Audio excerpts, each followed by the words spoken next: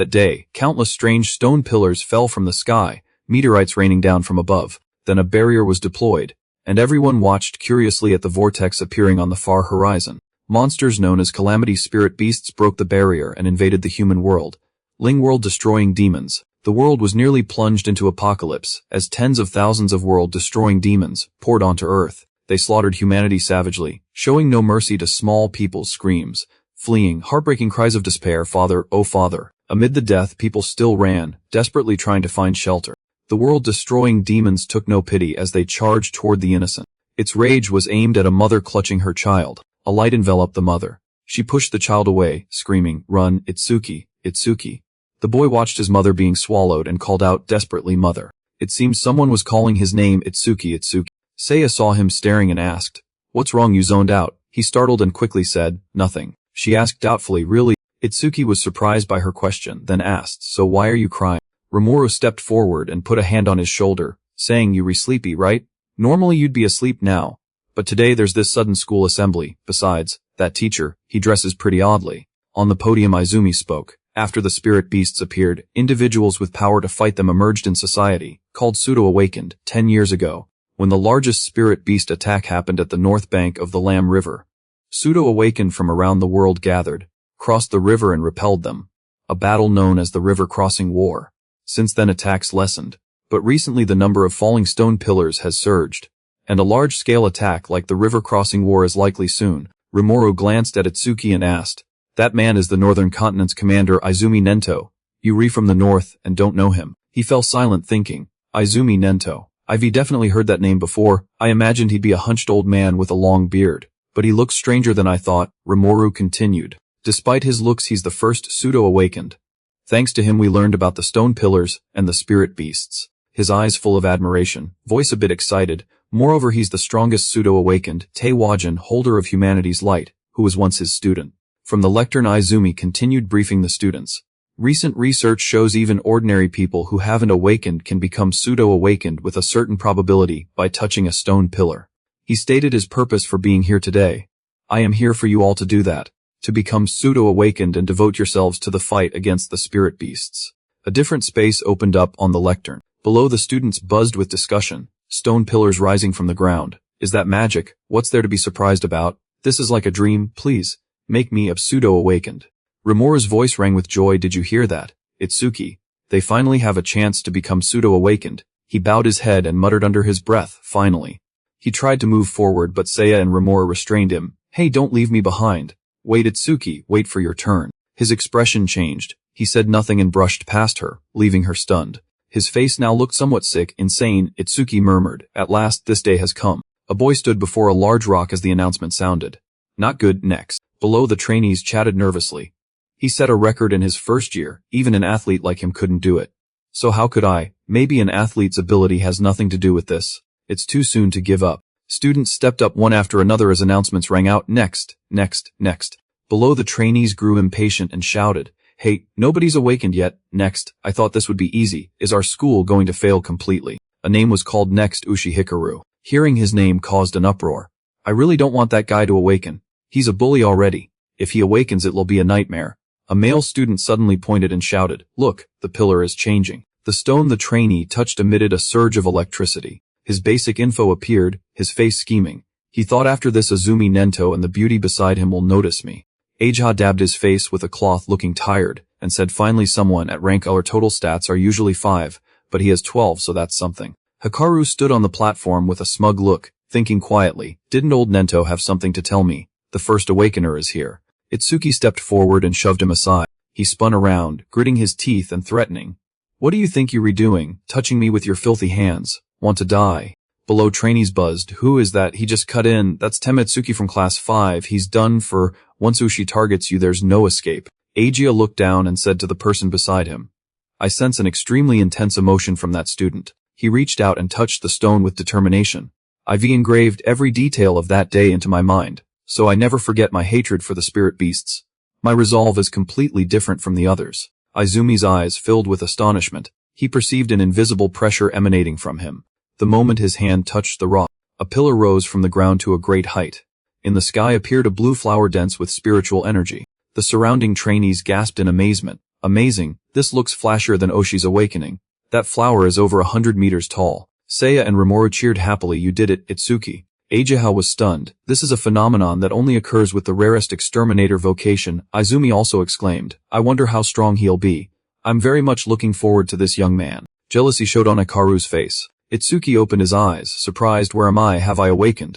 He looked at the data panels appearing and murmured curiously. This is. His face fell. He thought with pain. Everything is 0. A series of other notifications slowly appeared. Learned Z-rank super simulation skill. Special Nirvana talent activated. All stats increased by 200. Itsuki rejoiced. I get it. If I learn a skill with super simulation, I'll gain stats through Nirvana. Even if I can't level up, I can grow in my own way. He clenched his fists with resolve. I don't know what level this makes me equivalent to, but I'm definitely an awakener now. I'll wipe out all the calamity spirit beasts. Outside, other trainees playing tag yelled, too bright, my eyes. His face full of resentment. He gritted his teeth and shouted, this guy, impossible. Ageha was also stunned, thinking those stats unbelievable for a rookie awakener. Izumi's face showed a flicker of surprise. Hard to believe, but this boy is for real. He looked into his eyes and affirmed he was the strongest. The info panel popped up and everyone excitedly shouted. Tema's stats just skyrocketed. Unbelievable, our school has someone this top tier. This will go down in the school's history. His face twisted with anger. He thought bitterly, you stole the cheers that belonged to me. With his dirty thoughts he gritted his teeth and lunged as if to shove him. A loser like you should know your place.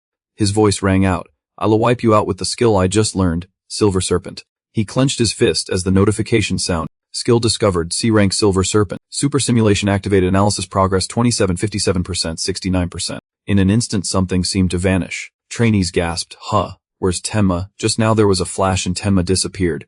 Everyone looked around anxiously. Where did he go? The progress bar shot to 88%. His face sweat drenched with fear. Him behind me. Damn, I can't move. He placed a hand on his shoulder and threatened softly. Consider yourself lucky you rehuman. If you were a spirit beast, I'd have killed you 100 times over. People around buzzed with curiosity. When did Tenma get there? Did Oshi faint from fear? He heard that. The progress bar moved to 94%, then 99%. Itsuki remained unsatisfied. It's only a C-rank skill, but the analysis speed is fast. Then he received the signal, analysis 100%. Notifications rang out. C-rank skill Thunderclap 3 acquired. The boys below exclaimed. Wait, it's glowing again. Good thing I brought sunglasses. In that space he thought silently. He seemed to be pulled into it each time an analysis finished. The panel reappeared. Silver Serpent analysis complete. Received Thunderclap 3. One by one the notifications appeared. Alone he stood atop a height covered in a blue layer of pure spiritual energy. Those below were awestruck. Tenma was now shrouded in lightning, the light brighter than Ushi's. Hikaru sat on the ground in disbelief. How on earth did that guy learn such a skill? He thought to himself, and the guy's stats rose again. Suddenly the sky darkened and rain poured down. Everyone was shocked. Minutes ago it was bright. Rain, hey, something's falling. A large log seemed to plummet from the sky. Azumi and Ageha suddenly panicked. They frantically gathered students to evacuate stone pillars. Why now and here? The assembly was suspended. Everyone evacuate the campus immediately following the drill plan. He thought inwardly, they read definitely targeting me. She turned to urge him, run, fighting isn't our forte. He remained silent. If we all ran it would only cause more panic. Look, that boy is braver than us. The mysterious pillar fell and struck the lecture platform dead center. Seeing him not flee but step toward the pillar, she hurriedly called out, why aren't you running? A great heat and immense power emanated from around the pillar. Rimuru fearfully urged Seiya, hey, a spirit beast is coming. Let's get out of here. Itsuki said calmly, I'll wipe them all out. The two looked at him worriedly and advised him. What are you saying? If you don't run you all die. Rigor was right, you just awakened. You can't fight it. Leave it to the other awakeners. He looked at the child and assured him firmly, trust me. The small pink-cheeked girl pulled Rimuru away shouting, fine, but don't blame me if you die. The boy watched him worriedly. Is he serious? That's a spirit beast, a walking killing machine. He smiled with interest and told himself, my first enemy since awakening. His eyes were not fear but a crazy excitement. He murmured, it's the same kind as the one that killed my parents. I'm so lucky. He stood before the annihilation beast, studying it and its info closely. Itsuki thought, should I try the skill I just learned?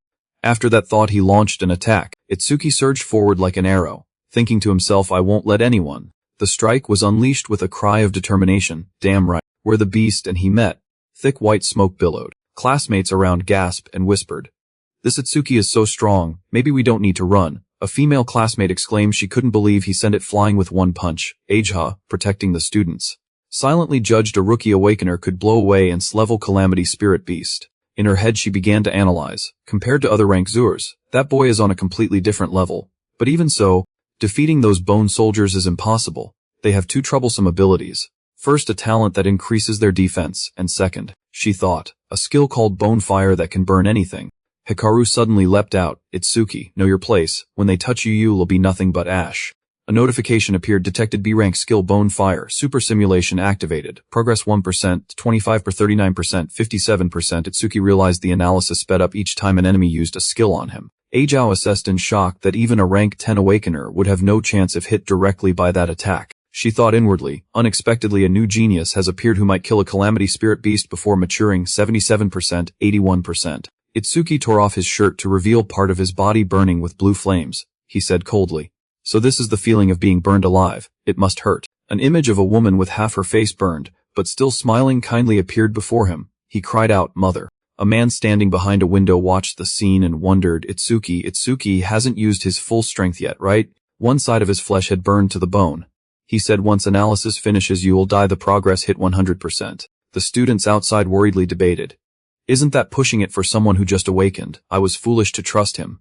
Look, that lotus is appearing again. If it's Itsuki, he'll perform another miracle. Itsuki silently asked himself, now what skill will I learn this time? The system immediately announced analysis complete for bone fire. Received black ice jade. He said earlier even at full force I couldn't break its defense. But my attack stat has increased so much maybe I'll succeed. The lotus flower covering him gradually closed its petal. Itsuki's body returned completely intact. The students outside cheered nonstop when they saw him back. Oh my god. He's alive, yes. I knew he could do it. That full recovery is like a miracle.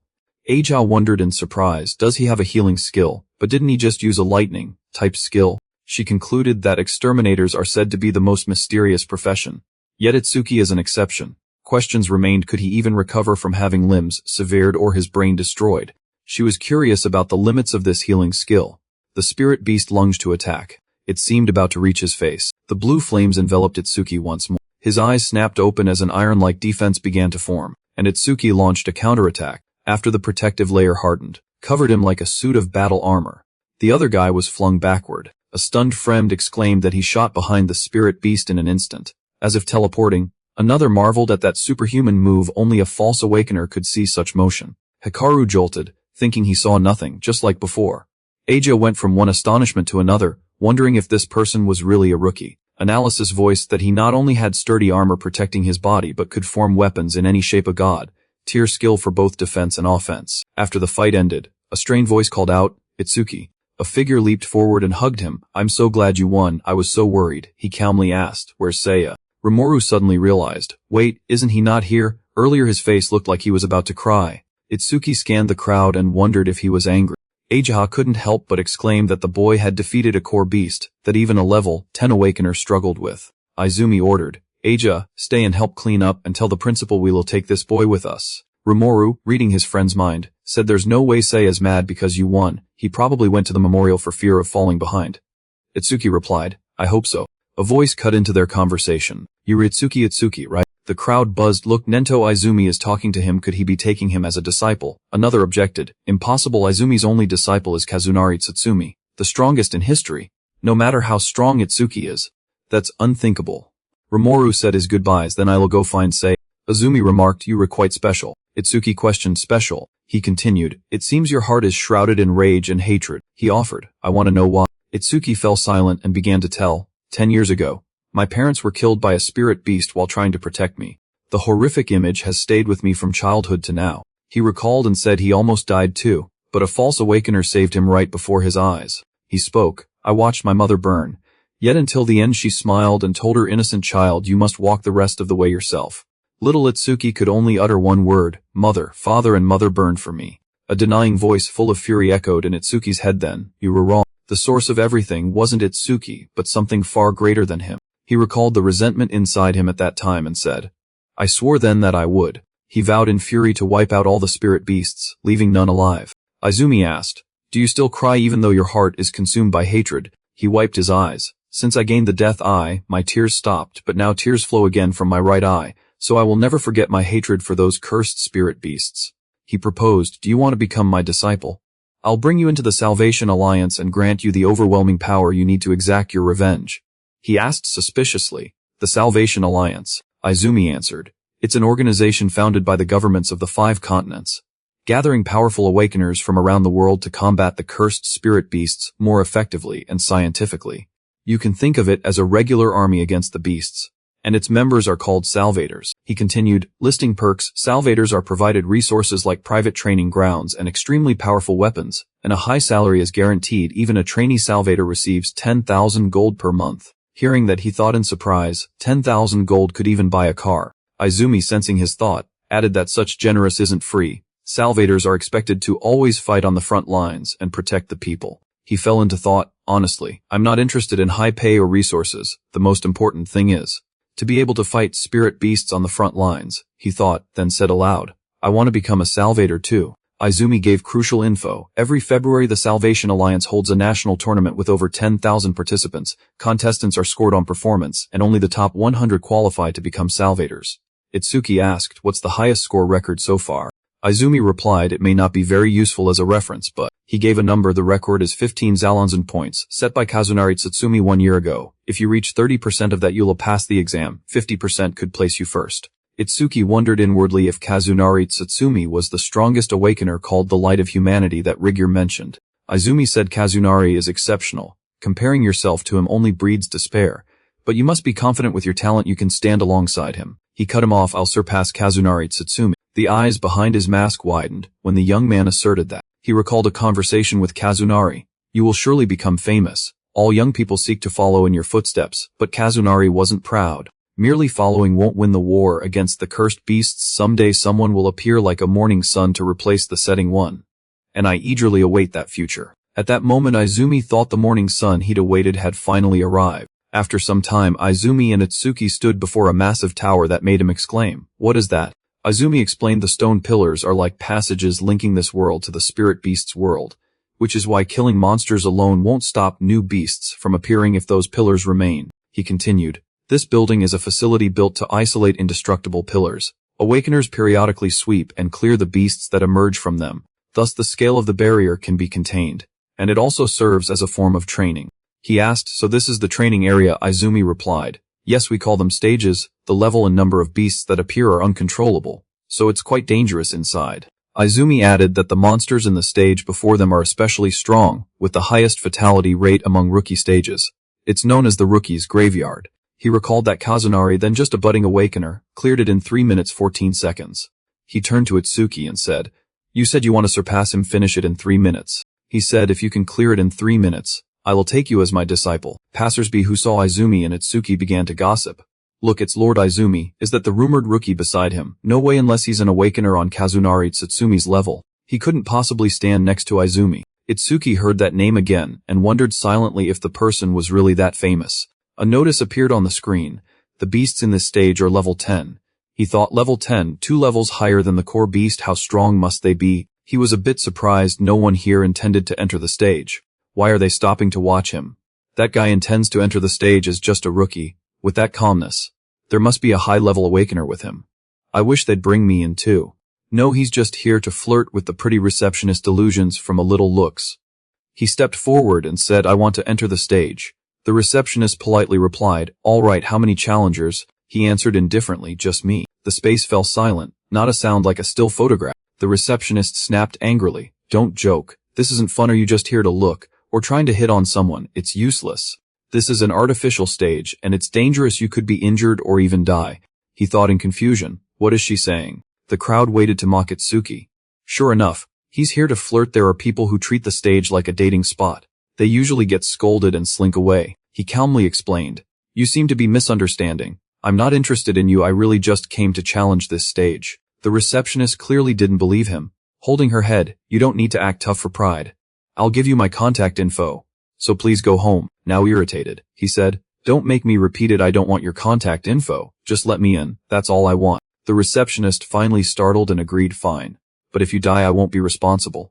He grumbled inwardly, just let me in from the start, making me repeat myself. The surrounding crowd buzzed again with distrust of Itsuki's ability.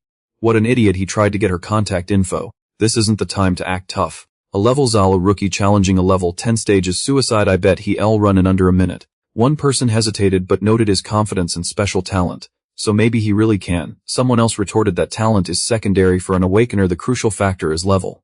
If your level is low, special talent is meaningless. Itsuki paid no mind and analyzed. My personal info is registered on this bracelet, so can I enter by scanning it? When he held the bracelet to the gate, a notice popped up, request of awakener Itsuki. Itsuki approved. Itsuki exhaled as he activated it. The deal is 3 minutes now, begin. The clock started counting down. Itsuki surged in like a whirlwind fueled by boundless rage. He thought the interior space was larger than expected even though it's artificial. This is his first time entering a stage. Itsuki sensed them, they were coming. A wood-type spirit beast leaped forward to attack. Itsuki wasted no time and struck it back immediately. He grinned. The axe used to chop wood is fused. Feel what it's like to see your comrade split in two. A pack of wood spirits appeared as if to tear him apart. He spat. Rotten pieces of wood. Aja rushed up outside to question Izumi. Dad, there are plenty of other rookie stages, why bring him here? Izumi replied calmly. He said he'll surpass Satsumi. So I only brought him to the place Satsumi first challenged. Aja worried he couldn't beat Satsumi unless he stepped beyond human limits. Izumi spoke, that way of talking. Aja, do you think Satsumi has already surpassed humanity? She answered, I used to think Satsumi-san was kind and easy to talk to, but I saw him kill a level 97 spirit beast in an instant. His eyes at that moment. She recalled the feelings in those eyes, cold, lonely, detached. Those eyes felt like, I can't call them human. She said, they were like the eyes of a god. Izumi said the boy also has the potential to defeat Satsumi. Right now he's an unpolished stone if Satsumi is likened to a savior god. He observed that Itsuki-kun was a demon consumed by hatred, a complete opposite to Satsumi. On Itsuki's side, after dealing with the wooden spirits, he thought the super simulation wouldn't trigger with beasts at this level. A giant spirit beast suddenly appeared behind him, but he struck it as fast as lightning. He said aloud, is that all? He analyzed, is a level 10 spirit beast only this much? No, if so, this can't be a rookie's grave, there must be something else. System notification detected. B rank skill, self-regeneration, activating super simulation, beginning analysis. The system started displaying information. Analysis begun, progress 5%. At that moment he heard some noise behind him. The beast that had fallen rose again. Itsuki thought in surprise. It can still regenerate even though I chopped off half its head. He exclaimed, indeed, it's not that easy. Now it's fully restored and has locked one of his arms. He launched an attack, activating the black ice shield, charging in and planning at once. Itsuki thought he had to deal massive damage quickly so it couldn't regenerate. The system still showed analysis at 17%, 19%, 21%. The numbers climbed steadily with his pace. He smiled, not yet, I'll cut you until you can't regenerate. Then he used immense force to cleave the level 10 beast in two, shattering it into many pieces. He wiped his sweat and said it's probably fine. His mana was nearly drained from using the black ice shield so long. The spirit beast began to regenerate. By then the number had reached 60%. He cursed inwardly after those blows. It's still alive. Frustrating, but each regeneration sped up the super simulation's analysis. He devised a new tactic. Cancel the black ice shield to conserve mana. Use Thundershock 3 to evade and keep distance. Maintain this until analysis completes was the strategy to win, but he thought there wasn't much time left. Activate Thundershock 3 and the black ice shield together to maximize attacks and force constant regeneration. This would speed up analysis even more. The number rose to 75%. Then he struck continuously, his mind still analyzing. If I can't trigger the super simulation while mana empty, I will die here. The number kept rising, 80%. He thought, but if I die, it means this is all I could do. The number climbed to 85%. Itsuki attacked like a moth to a flame without stopping. The spirit beast struck back. He cursed, damn it, but its sharp spike pierced all over Itsuki. He whispered that he seemed mana drained. Yet the number had reached 99%. He smiled, just as I thought, activating super simulation doesn't cost mana. I've won this match, and the system displayed analysis progress 100%. A blue light flared, forming like a lotus flower that enveloped Itsuki. The system displayed analysis complete, regeneration detected, received lotus blaze. The lotus enveloped him. The petals unfolded. Itsuki stood inside the lotus fully healed, as if the mortal wounds never happened.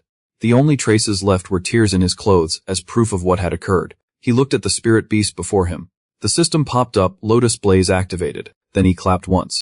Beam of light exploded out after the clap. It incinerated the spirit beast before him. He pressed his palms together and smiled. Lotus blaze, not bad. He said that this power used only a third of his mana. Clearing low-level beasts will be much easier now, and he hadn't expected the super simulation could restore mana even when it hit zero. He saw something and blurted out, what's that? The receptionist outside kept glancing at the timer. Worried it had been nearly 3 minutes since the rookie entered. But he hadn't come out. We should call the rescue team. Aja was equally worried. She didn't think he'd lose to a level 10 beast, but killing it within 3 minutes seemed impossible. A notification appeared, new record achieved. Everyone outside had the same thought, impossible. Aja remained anxious, did he really defeat it? But, suddenly an astonished voice rang out. It's not even been 3 minutes. At that moment Itsuki opened the door and stepped out. Those outside gasped. He's really alive, that green liquid is the beast's blood. He's a minute faster than Kazunari Tsutsumi, it's a level 10 beast, how the hell, and that rookie is level 0. Are you kidding me? Someone called out, Izumi-san. He asked firmly, will you officially teach me? Itsuki smiled and called out directly, Master. Izumi happily replied. Well done, truly my disciple. Aja beside him, surprised, wondered if Dad was actually pleased. She hadn't seen this in a long time. People around whispered, he's Nento Izumi's disciple, no wonder he broke Kazunari Tsutsumi's record. But even if he's that disciple, if he can't level up he's still useless. The receptionist, embarrassed, spoke, this is a gift for breaking the record, please accept it, and sorry for being rude earlier. Surprised, he politely replied, a gift, it's fine, letting a level 0 rookie attempt such a stage is risky. Even if a complete stranger like me dies, it's not your fault. But your trying to stop me showed you cared. He sincerely said, thank you. The receptionist blushed and replied, it's nothing. Aja called out angrily, hey Itsuki-kun, we were leaving you behind. She snapped a bit. Don't get excited just because you read Dad's disciple. He was puzzled by her attitude, but answered yes. Izumi spoke up that this level was like a mosquito to him. Should we raise the difficulty? He said that with his current ability he could challenge a higher level stage. Itsuki wondered, a higher level stage. Aja explained that level isn't the only factor determining a spirit beast's strength, the most important factor is. She continued, species those without intelligence that act on instinct are easy to deal with. She said some species have intelligence equal to or surpassing humans. They are troublesome beings incomparable to ordinary spirit beasts. Then Aja gave Itsuki in-depth knowledge. Basically, awakened beings and spirit beasts are nearly the same kind of creatures, but currently only humans have professions, so stats vary by species. She smiled unconsciously. A high-level stage containing such powerful or intelligent spirit beasts is many times harder than a normal stage, and since most high-level stages on the northern continent are in North District 4, that's his next destination. Any other questions? He pondered, so the one I just defeated had no intelligence, and it didn't scream when attacked. Does that mean it felt no pain? He said coldly that an intelligent spirit beast would feel pain. Right? Suddenly Aja inwardly marveled. What a terrifying presence, what on earth is he thinking? In a room the hot rumor couldn't wait. Someone nearly shouted, did you hear, Izumi-san plans to let him try a high-level stage. Another replied that if he broke Satsumi's record he'll be fine. A man in the room added that high-level stages are completely different from normal ones, and that most stages in North District 4 are almost under that man's control. Every awoken who enters high-level stages disappears. Rumor says that man kills them. Someone asked, you mean Reiji Kinoshita? The man asked who he was. Reiji Kinoshita, does he think he's a king? The man beside him panicked and covered his mouth, warning that if Reiji heard he'd die, because after all he is. Oh. The son of the North District 4 leader, Reiji Kinoshita, sat leisurely sipping wine, one foot propped on a servant's thigh while he polished his shoe with the servant's hand. A guard behind stepped forward and asked when he would depart. He laughed that he controls all stages in North District 4 and goes whenever he pleases. He closed his eyes contemptuously. Queuing is for commoners. He gently opened the tin box lid. Inside the red cloth lay a glittering stone. Itsuki, watching, was surprised. This is from back then. Seeing his reaction, the man asked in astonishment if he'd seen a karma stone before. Asked, Itsuki replied and recounted that after defeating the calamity spirit beast in the stage, this dropped. From its appearance Itsuki noticed something different. He compared it to his old loot. That one was blue. Aja, spotting it, widened her eyes and gasped. A mid-tier karma stone, one appearing in a rookie's stage at that. He asked blankly what exactly a karma stone is. That reminded her, right, you renew, let me explain. Another name for a karma stone is an experience stone. After a calamity spirit beast or awoken dies, an invisible substance called karma, or experience points, is released from the corpse. Absorbing it levels you up. In short, karma stones are stones that contain karma inside them. Using them to absorb that karma is one way to level up. Although used for leveling, they drop very rarely, which puzzles Aja. It's strange that a karma stone would appear in this stage. Given this odd situation, Izumi thought it seemed due to Itsuki's innate talent. Hearing him, both exclaimed in surprise, innate talent. So Izumi explained that normally the defeated's karma is absorbed by the victor. However, even after defeating 2 calamity spirit beasts, Itsuki still didn't level up. In other words, he hadn't absorbed it, yet karma, once manifested, doesn't simply vanish without reason. If we were not mistaken, the karma from the monster that attacked the school was absorbed by the awoken present there, meaning it was absorbed by them. On the other hand, a stage is a sealed space. Itsuki couldn't absorb the karma produced, and there was no other container for it, so it condensed into a mass and became a karma stone. The explanation made Aja even more puzzled. He truly couldn't level up. If he doesn't level up, how did his stats increase? Itsuki hesitated about that. She was immediately scolded by Izumi. Ajaha, an awoken's talent is an absolute secret. Have you forgotten? He startled her. Sorry. He didn't stop him and let him decide. I'll let you choose whether to sell that karma stone or keep it. Then he swiftly told Itsuki that he had a meeting with the Supreme Command of the 5 continents, and would be away for a while. In the meantime, Ajaha would take care of him. But before leaving, there were a few things to remember. First, keep our relationship secret. Second, don't tell anyone about your talent. Third, until I return, conquer at least 6 high-level dungeons. Here his voice rose to emphasize. Fourth, if you believe something is right, give it your all. Whatever happens, I will support you from behind. Receiving Izumi's concern, Itsuki answered reassuredly, yes, master. In North District 4, qualified students were already there. A blue and blonde-haired boy yelled at Kinishida's underlings that they arrived first and should be let in. But those guys relied on that and replied that the dungeon was reserved by Kinishida's son. Go home. They refused and stayed adamant, shouting in frustration that just because he had some money he couldn't do whatever he wanted. That guy isn't even here yet, at least let us in first. The blue-haired youth emphasized, I don't know how rich that brat is. But if you don't let me in, I'll report you to the Awoken Association, his eyes burning red like lasers as he threatened. Immediately hot-tempered, he didn't want more words and swung his muscular arm, punching the other into the wall. A sharp wooden splinter shot toward him, but with nimble reflexes, the Iron Man leaned back decisively and quickly dodged. The blonde student froze at the scene, his face darkening as he shouted, impossible. My B-rank skill Earth Spikes had no effect. Enraged at being ambushed, the man transformed into iron, ground his teeth, exhaled and roared, still not enough to scratch him. Their friend couldn't believe it. Gritting his teeth and sweating, Earth Spikes can pierce anything. This guy, he's a monster. No sooner had he thought that than the Iron Man, eyes blazing red, rushed like a storm and grabbed the unlucky student by both arms. He immediately used a metal head strike, slamming him hard so he flipped over, blood spurting from his nose. The students behind panicked. The 2 level 7 and level 8 were killed instantly without doing anything. That giant is way too strong. That's Oga Take, one of Reiji Kinishida's 4 pillars. A level 12 metal element mage. No wonder. The man's identity became clear. Take crushed that earlier guy's throat while the blue-haired one vomited blood and announced in a stone-cold voice that he'd spare no one who entered the dungeon without Reiji's permission. If they resisted, he'd give them the same fate as those 2. Those people will rot right here. Don't even think about rescuing them. The 4 elite underlings in suits crossed their arms smugly and sneered. Take, don't overdo it. The scum are watching us. If you beat a weak student to death, I'll report you to the teachers. As his subordinate, he immediately released the student without protest, though seething inwardly. At that moment Itsuki and Ajaha appeared. He reached out to support the battered student. That sent the group into an uproar. Who is that guy? He won't help them. A level 0, he's done for. The beautiful woman beside him looks familiar, like I've seen her somewhere. Take was provoked by that action. He glanced dangerously and growled, hey, newcomer, I told you no one passes here without Reiji's permission. If you don't want to end up like those 2, go home obediently. Itsuki bowed his head and replied, I understand, so I have to beat you to enter the dungeon. Meanwhile, Aja activated her earpiece to report. I'll contact the North District 4 admin. This kind of selfishness can't be allowed. However, his eyes lit up and he spoke firmly. No need, my master told me if I think something is right, I must do my best. He quickly asked Aja to support the beaten student and instructed, take care of the others. Itsuki exuded a heavy ominous aura. His face looked dangerous as he wondered who this guy was.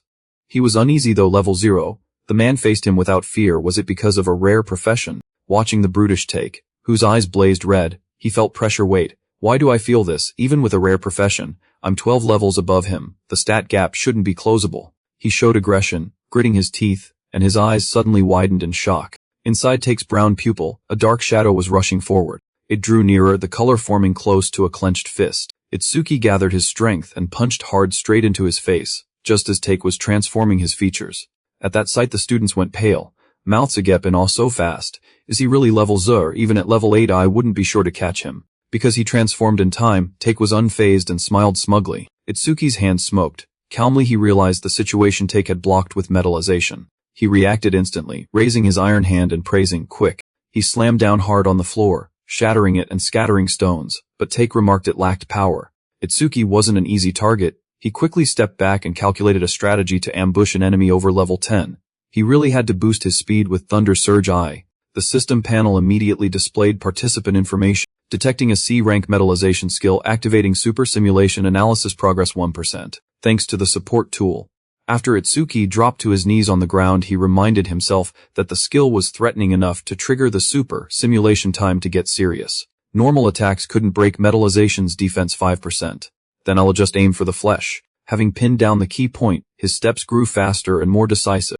Take remained very smug, openly underestimating him as he shouted that the weak one had neither power nor speed, and transformed his arm to block the opponent's kick, exactly as Itsuki planned. Take thought that was his maximum speed and became complacent.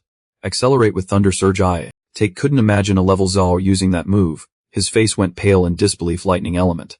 Meanwhile, Itsuki resolved not to give him a chance to metallize. Itsuki unleashed a barrage of punches to his head with each hit the analysis percent surge 25, 37, 59, 66%. All the students were likewise stunned and wondered among themselves how he could use a skill from another profession. He was so fast my eyes couldn't follow. Could that level Zara really defeat Oga? Out of transformations he was useless. Take took blow after blow helplessly. This is bad. I have no chance to metallize. Though he's level 0, why is he so fast? At this rate, I'll lose. Now there's no way out. Take couldn't resist and silently pleaded, damn, I can't even call out you lot. Don't just stand there. Save me. Blood flowed from his nose and mouth. Pushed to the limit. He went all out if it's come to this. I have no choice but to try that move. He strained until his shirt tore as Take screamed. His form changed and grew larger. He'd metallized his whole body. The system was still processing, and Take exclaimed he was grateful. He'd never succeeded in full body metallization before, but being pushed by you made it possible. Unfazed, he boasted that each metallized part grants 50 defense, and his talent adds another 50 defense while stationary. In other words, his current defense exceeded 500. I was going to split you in two, but as a reward for helping me unlock this new skill, I'll let you die gently. Hearing that, they only worried for Itsuki, level 12 with over 300 defense. No one their level could break his guard. He's a monster. I thought level 0 would win. The screen showed 98% as he activated his power and replied sharply, if I'm right, full body metallization consumes huge mana. If he poured all stats into defense, his mana shouldn't be that high. Then it ticked to 99%. All the info were weaknesses exposed. Take sneered and tried to dismiss it. What nonsense, this guy really is level 0. His intuition is sharp. Who asked? Itsuki assured, don't worry, I won't use some dull tactic to drain your mana to 0. I'll end this now. With a burst the analysis reached 100%. While Agia used magic to heal, she glanced at the power flower and realized it's here again, the blue lotus. Itsuki was about to grow stronger. The onlookers whispered about the bud lotus, a level 0 skill. It doesn't look offensive, so how could he beat Oga with something like that? Bang, the analysis finished, granting the skill foot piercing orb capable of obliterating enemies. In his private space, Itsuki had time to plan. Bypass defense. If this hits, I can definitely deal damage. The issue is projectile speed at 1 ms. Even a normal person could dodge. Timing the release is crucial. If the target is a stationary sack, then timing barely matters. With a sharp gaze, he resolved to shatter that absolute defense he boasted about into pieces. A new skill updated, removing all negative effect, healing wounds, and at last the flower slowly opened, a bright gem at its center. The flower's petals, like feathers, unfurled and ready to launch. Now try dodging this. Activate foot, piercing orb. The bald guy cried excitedly that he'd never seen such a skill. So this is an exterminator, famed as the most mysterious class of the 4. The blonde sneered, that could a level 0 exterminator's skill pierce a level 12 defense expert's guard? The redhead agreed, confidently insisting it must be an incredibly terrifying move. The orb shimmered purple, striking and full of miraculous energy that drew those ambitious onlookers in. Everyone fell silent watching the orb, listening to the breaths around them. The blonde was a bit disappointed, clicking his tongue. Just a small orb, the redhead grumbled. Are you kidding me? Truly disappointing. The steel man roared angrily. You think you can force me to shift and nullify my talent with a tiny orb like that? How naive. He stared at the hovering orb and sneered. If this is your trump card, the steel man taunted with relish, that you re about to die horribly. No sooner had he finished than the orb shot like lightning straight for his left arm. The orb drove into the steel man's arm, sinking deep as blood sprayed endlessly. He panicked and couldn't react. When the orb exited his arm, only the upper part of his limb remained, blood spattering everywhere, terrifying the steel man. Itsuki then spoke coldly. I told you to dodge because you re-human. I only took your right arm. If you were a beast, I'd have aimed for the neck. The steel man collapsed to the floor, clutching his arm and moaning, my arm. He glanced at the dull-witted men behind and ordered softly. What are you standing there for?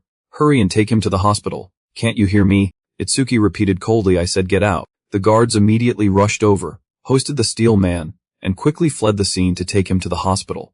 The brown-haired guy excitedly spoke first. He won. The green-haired lad nodded. He really won. Well done. Serves him right. The green-haired guy hurriedly proposed. Wanna team up with us? We three, so we can clear the dungeon faster. The brown-haired quickly tried to recruit Itsuki. No team with me. We were only two, so more XP to share. They then argued, each trying to claim him. The green-haired frowned and said irritably that the three of them are members of the Crown House and asked if he really intended to challenge the volcanic execution field. Those beasts there have defenses on par with that guy. The brown-haired shot back loudly that they have healers and can restore his mana, so he can use the orb indefinitely. Itsuki paid little mind, frowning in thought if their defense matches the Crown House. Even better, Purify Spirit Orb Void Pierce. Its flight speed increases each time it defeats an enemy with higher defense. So I can boost the orb's speed in this dungeon. After saying that, the two turned to him and boisterously asked in unison, "Hurry up, which side will you choose?" Itsuki replied coldly, "I'll go alone." A bystander hearing this widened his eyes and exclaimed, "Challenge a level 15 dungeon alone." The one beside him nodded. He's become arrogant after beating a Crown House member. The brown-haired waved and walked off, shrugging. "I admit he's strong, but he's too full of himself." The green-haired also turned away annoyed. "Seems we don't meet his standards. We'll find others." Aja stepped beside Itsuki and softly said, "All the beasts here have defense on par with Crown House. We see you can beat them. But can you sustain the mana cost?" Itsuki replied calmly, "It's fine, don't worry." Hearing him, Aja blushed and awkwardly added, "Who cares? I'm just asking, because if you die here, my dad will blame me.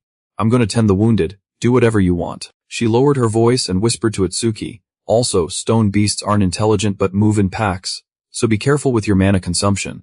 Itsuki nodded. "Alright," and the system then displayed a notification. The awakening request of pseudo-awakened Itsuki Tema has been approved. Itsuki teleported to where the stone golems were brawling and murmured seriously, "There are indeed more of them than I thought." In the distance, the stone beasts were grappling fiercely with each other, neither yielding. Itsuki clicked his tongue and muttered in amazement that this high-level dungeon's beasts are far stronger in stats and level than before. He teleported closer, summoned his purple orb, and spoke softly, "Let's see if these meet the orb's innate criteria." Itsuki said coldly, "Activate Void Piercing Orb," and immediately the sphere shimmered with wondrous lights. The orb separated from its cover and shot toward the beast like lightning, piercing the stone golem and quickly felling it without a scratch. The system promptly reported, "Defeated level 9 stone golem. Orb speed increased by 100%. Itsuki nodded. "Just as I thought." The remaining beasts charged fiercely toward where he stood. Excited, sparks crackling from his body. Itsuki thought happily that they were slow and couldn't dodge. They were perfect fodder for the orb. Itsuki continued using the purple orb's power to defeat those mad stone golems. Then the system quickly announced again, "Defeated level 9 stone golem, orb speed 100%. Defeated level 9 stone golem. Speed 100%, mana 260. Standing on a nearby rock, Itsuki frowned and thought, "One orb costs 50 mana, so I have about 2 shots left." He watched the remaining golems, lips pressed, thinking there are only 2 uses left, and the boss hasn't appeared, so that makes 3 if so. He backed up for momentum, poured all his power into the purple orb to kill 2 golems at once, inhaled deeply and said coldly that he had to take down 2 with a single orb. Then seizing the moment when the 2 beasts collided, he leaped into the air. "This is the counterattack moment," Itsuki shouted excitedly now. He yelled once, gathered it, then hurled the powerful purple orb straight at the collision point of the 2 golems. Immediately the system exploded with notices, "Defeated level 9 stone golem, orb speed 100%. Defeated level 9 stone golem, orb speed 100%. Itsuki collapsed, exhausted on the ground. Panting, he thought to himself that he felt drained just before his mana ran out. Tired. He hoped one day he'd get a healing skill. He checked the system panel. Its speed is now 5 meters per second. It can even catch up to fleeing enemies. Suddenly a loud noise exploded right above him. Itsuki cried out in surprise. 1 stone golem remained, and the system displayed its info. Activated skill Giant Condensation. Shocked by its enormous size, Itsuki hurriedly fled, thinking to himself that it's huge, and activating Thundershock IE plus 50% speed. Itsuki wrapped his power around his body as a shield, and quickly slid past it. Could a single orb take down something like this? He glanced at the creature's structure and frowned, thinking maybe if he aimed for the head. Then the beast lost focus, exposing a weak spot, an opening. Itsuki frowned. With this much energy and magic, he couldn't subdue the giant. He thought it over and concluded it was bad. The orb is too small. Even if it penetrates, it won't deal much damage. He was hit back and flung far. Frowning, he worried silently that this was bad. He couldn't dodge mid-air. He quickly activated Black Ice Shield. Immediately after, a violent explosion occurred. Itsuki was crushed under stone, panting nonstop. He muttered in pain that the bulky giant was tougher than he thought. Detected the condensation skill, and activated Super Simulation skill, 1%. After the system explained it, he finally understood its mechanism. He smirked and said that so it's this big, because of a skill then it's easier. On the other end, the secretary heard the situation over the phone, frowned and thought, what the? Kinoshita pushed his glasses up slightly and said coldly, I told you not to make noise in front of me. The secretary bowed apologetically. Sorry, this was completely unexpected, sir. Kinoshita, bored, asked, what happened? The secretary answered honestly. It seems someone defeated the Crown House member and forcibly entered the dungeon. Kinoshita flew into rage, crushing the glass in his hand and snarling each word. What did he do? He always bragged that no one under level 30 could break his defenses. Could have pseudo-awakened above level 30 have come? The secretary continued seriously. The number of stone pillars falling has surged recently, so all pseudo-awakened above level 30 are busy dealing with them. They don't have time to come here. Also, the challengers in the volcanic execution field are mainly newcomers around level 10. Kinoshita replied coldly. No way a level 10 could beat a Crown House member. The secretary nodded. That's right, of course. If you give me more time, I'll investigate further. Kinoshita retorted that it wasn't necessary. Even if the opponent were level 30, you're still here, aren't you? The volcanic execution field is notorious for tenacious disasters and takes ages to clear. Even if we depart now, we'll arrive in time. The secretary hesitated. But without knowing the opponent's identity, we should proceed cautiously. Kinoshita was officially angered. He glared at the secretary and barked. I said we leave now, don't make me repeat myself. The secretary lowered his head and obediently replied, yes, sir. Kinoshita declared fiercely. I will make them regret opposing the Kinoshita family. Meanwhile, Itsuki had finished dealing with the monsters. He wiped the wound on his face and murmured. Finally, I don't have to run around like a rat anymore 100%.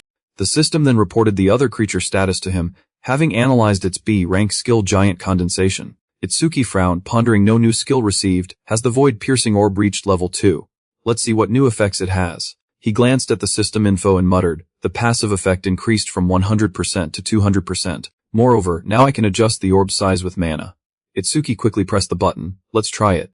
Immediately, Itsuki's body was suspended in midair, surrounded by a mana matrix wrapping him. Itsuki frowned and muttered that he would expend all his mana to create the largest void-piercing orb he currently can. The orb quickly activated a powerful shockwave, piercing straight through the giant creature, giving it no chance to counter. Itsuki was extremely satisfied and said casually, maybe I went a bit overboard, mana 2800. The system then announced, defeated level 15 Colossus Golem, orb speed increased by 200%. Itsuki quickly landed and reflected that he'd spent all his mana and hadn't expected to unleash such a huge orb. Itsuki glanced at the dungeon panel in his hand, frowning in thought. The orb's flight speed is 7 meters per second. If I clear this dungeon 2 more times, it'll all be as fast as a vehicle. The system quickly displayed the details he needed. Void-piercing orb level 2 is an active effect that fires a perfect sphere along a fixed trajectory at 5 ms, piercing all enemies in its path and ignoring their defenses. After activation, the user can adjust the sphere's size by spending extra mana. Passive effect. Whenever the orb kills an enemy with defense higher than the user, its flight speed increases by 200%. Current speed bonus is 700. Itsuki grasped the key point, thinking with interest that the active effect is actually quite fun. He pondered that the Lotus Fury's passive expands the range of all skills, which means the orb's flight distance will also increase. The system immediately displayed, Lotus Fury, passive effect each time a living creature level 1 or above is killed by Lotus Fury. The range of all of the user's skills increases by 1%. After reading it, Itsuki mused that if he kept raising Lotus Fury's passive, one day he could kill disaster beasts from thousands, or even tens of thousands of meters away. The dungeon then announced to those waiting outside, challenge succeeded, dungeon level 15, challenger Itsuki Tenma, time 3 minutes 1 second, new clear record updated. The blue-haired guy panicked, shouting that 3 minutes 1 second was impossible, even a 5-person duo would take over 10 minutes. The blonde bristled, incredulous, asking if he killed the beast in one hit. The blue-haired guy nodded, adding that he beat Kazunari Tsutsumi's 3:19 record. The brown-haired boy up front saw Itsuki return and loudly exclaimed what kind of monster he is, he's out. The bald leader found it strange and yelled why he's still level 0. Did the notification window glitch? The one beside him quickly added that he's not even injured. Just a bit dirty. There's no way he conquered it. Aja, standing nearby, sighed in relief at his safe return and smiled, thinking he completed the task unharmed and even broke Satsumi's record. He always surprises me. Aja stepped up to him and said softly, that was too fast. Itsuki gave a hoarse laugh and replied cheerfully that the beast was quite weak for a mid-tier spirit, so its defenses were thin and he managed to defeat it. Itsuki noticed a strange butterfly circling her and raised an eyebrow curiously, asking what the butterfly is. Aja gently held out her hand for the butterfly to land and smiled, answering that her class is Spirit Summoner, and the child is her spirit baichip. Itsuki reached out and touched it, saying softly that it's his first time seeing a spirit. It's beautiful. He looked at her and asked with curiosity how many awakening classes there are. Startled, Aja replied, "You don't know, that's common knowledge." She exhaled and continued that there are 4 class types, and he's probably seen 3 of them already. Patiently, Aja explained that first are elementalists, who control 7 elements: fire, water, metal, wood, earth, wind, and lightning. Elementalist is the most common class among awakens, and has the highest basic combat power. She paused a moment then added, "Like your classmates." Aja recalled people they've met and added that the guy from earlier, Oga, is that type too. She quickly continued that second are spirit summoners, who can summon spirits that obey them absolutely. The system explained, Butchup rank B level 15, hidden skill, hidden stats. Aja smiled and replied that a spirit always stays by its master. She is Aja Izumi, human level 6, spirit summoner class, hidden talent rank 2, spirit hidden, stats hidden. After finishing her explanation, Aja raised an eyebrow and softly asked if he had any other questions. Itsuki asked blankly whether her level being lower than the spirit means she's really a veteran awakener. His question felt like a stabbing jab to her. Aja thought angrily that he really doesn't understand subtlety. Ajiha cleared her throat and said thoughtfully that spirits absorb experience and level up, so fundamentally they tend to be higher level than their masters.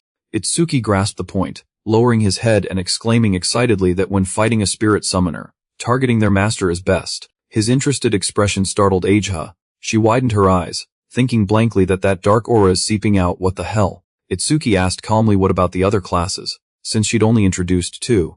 Aja rubbed her chin, clicking her tongue, and continued that the 3rd class is mysterious with little information available. She looked at him and said seriously that his class is Exterminator. Her words left him dumbfounded, surprised that she called his class so mysterious. Aja quickly answered his confusion, explaining that it's mysterious because each Exterminator has different powers, like your Blue Lotus. She added that others might control body size at will or create infinite clones, and some Exterminators can stretch like rubber. Aji explained that normal class skills range from C to S, but Exterminators only possess tier skills outside the usual classification. She said seriously that Exterminators are special, because they have unique skills. If an enemy learns your skills, the Exterminator loses their greatest weapon. Why my father scolded me for asking about your abilities. Agia scratched her face and muttered, puzzled. Yet you're still an anomaly even among Exterminators. I've confirmed you can use at least 3 skills, 2 of which only elementalists usually have. Itsuki fell into thought hearing that. His master isn't here, and it's not great for her to talk about him like that. He asked what the last class is since he'd never seen it. Aja looked mysterious, raised an eyebrow and slowly said the final class is. She turned away, shrugged and said she'd tell him after seeing it, a punishment for not telling her anything about himself. Itsuki wasn't very curious and replied indifferently, okay. Aja then remembered, and said the student you saved is fine. By the way, what are you going to do now? Itsuki answered seriously that he plans to clear the dungeon again. Aja despaired and scoffed that he really doesn't know the dungeon has a cooldown and reopens in at least 2 days. Itsuki felt a bit deflated, pursing his lips and thinking there's a cooldown. No wonder Kinoshita monopolizes this dungeon. If I can't boost the orb's innate power, I'll raise Lotus Fury. He asked Aja if there's any dungeon with a large number of spirit beasts. Aja frowned to think, then after a while cheerfully replied that yes, there is one such dungeon. She continued that the beasts' levels aren't high but their numbers are huge. By conservative estimate there are 100 grasshopper-type spirits, causing many awakens to back down. Aja looked him in the eye and asked seriously how he plans without a Neo skill. Itsuki chuckled hoarsely and said of course I will go. Then thought he still hasn't used Lotus Fury in front of her. She doesn't know he has an AO. She sighed and warned worriedly that without an AO it'll be very hard. Itsuki replied calmly, it's fine, don't worry. The blonde nearby went pale and stammered, asking if he's really going to the wilderness to face that swarm. The one next to him feared he had no sense of danger. The blonde clicked his tongue and added, forget it, if Renji Kinoshita finds out, he'll surely come. Leave before the battle happens. Kanoshita later came to the place but saw no one. He growled in frustration, asking if no one is here. The secretary pursed his lips and slowly explained that the target seems to have gone elsewhere. Kinoshita went dark, faced and shouted in fury that it's only been 30 minutes and he already cleared the Flame Rock execution field. The secretary swallowed and murmured that yes, it's unbelievable but appears true. What do we do now? Kinoshita ground his teeth and angrily snapped that, damn it. How dare they make a mockery of me?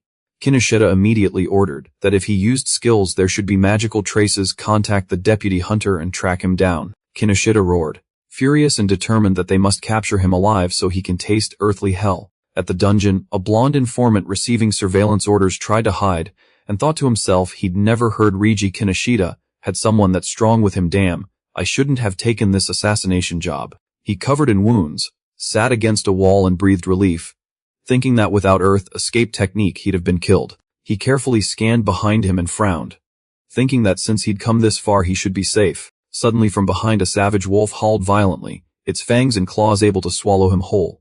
The blonde had no time to react and the wolf bit his neck, leaving him gasping and moaning. A master strode up slowly from afar and calmly said, "It seems you have something to say, E2. Drop him a bit." The blonde exhaled, bloodied, and croaked hoarsely, asking how he found him. The master replied nonchalantly that his nose is sharp. He continued casually that he can smell the deathly scent you give off. The blonde, terrified, wept and begged in agony, "Please don't kill me." The master's eyes gleamed and he grinned eerily, saying not yet Lord Kinoshita would be angry, and besides, E2 hasn't eaten human meat in a long time, you know. He hissed each word as an order to his pet, "Eat, it's mealtime." On command the wolf lunged at the blonde, tore him apart, and swallowed him whole. After a long while the master sighed and muttered that he'd finally leveled up. The system then displayed info: Death Hound rank B, level 16, skill Death Aura rank C, senses all magical traces in the area to identify and track the source of magic. 4-limb Thirst rank B, after a summon dies revival time is greatly reduced, attack 250, defense 150, mana 150. His phone buzzed with a call and he picked up quickly, saying everything here is done. Then the report from elsewhere shocked him, and he asked blankly if someone was seriously wounded. Oga, that stubborn one. Did someone hit his weak point? Understood, I'm coming. The master then led his beast away, amusedly saying, "Let's go." 2. A new prey has appeared. At the grasshopper region, Itsuki was brought there and asked in surprise, "Is this the place?" Looking around he curiously asked if the endless wheat fields really have that many grasshoppers. Aja slowly explained that spirit beasts tend to choose environments they prefer when invading, so deducing beast types from environment is an essential skill for awakens. Hearing this he understood, but Itsuki asked oddly about the lack of a reception desk. She winced and said, "True, the dungeon is so dangerous they even considered dismantling it." He felt something was off and said, "It's lower level than the Flame Rock execution field. Why dismantle the reception desk?" Aja clarified that in a normal dungeon, if you can't win you can flee. And what Aja wanted to warn Itsuki about was that here the cursed spirit beasts are unusually aggressive and numerous. So she warned more, if you get careless even a little, you will be surrounded by countless grasshoppers and eaten alive. What's more horrific is the worst outcome, down to the bone. Hearing this Itsuki grew more excited. There really are many spirit beasts here. Awesome.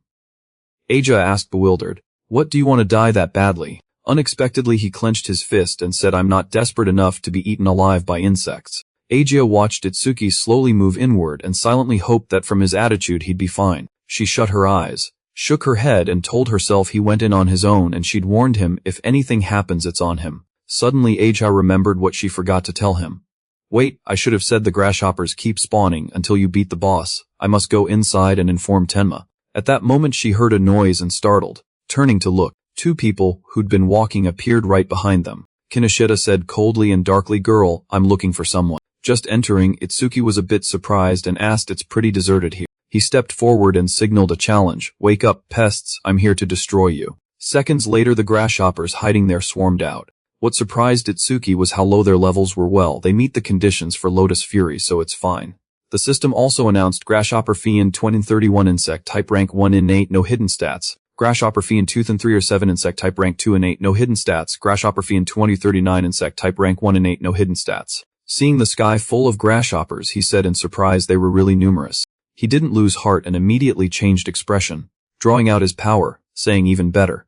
Itsuki drew the White Lotus and fought with all his might. "If they cluster it'll be easier. Once they enter the Lotus Fury's range, I'll crush them all at once." Soon he had sucked many grasshoppers into it and thought, "Now." Immediately that power glowed and announced activation of Lotus Fury. Then everything around exploded, and the system reported, "Defeated Grasshopper Fiend rank 1 with Lotus Fury, all skills 1. After completion Itsuki stood still watching as the system said, "Defeated Grasshopper Fiend rank 1 with Lotus Way, all skills 1.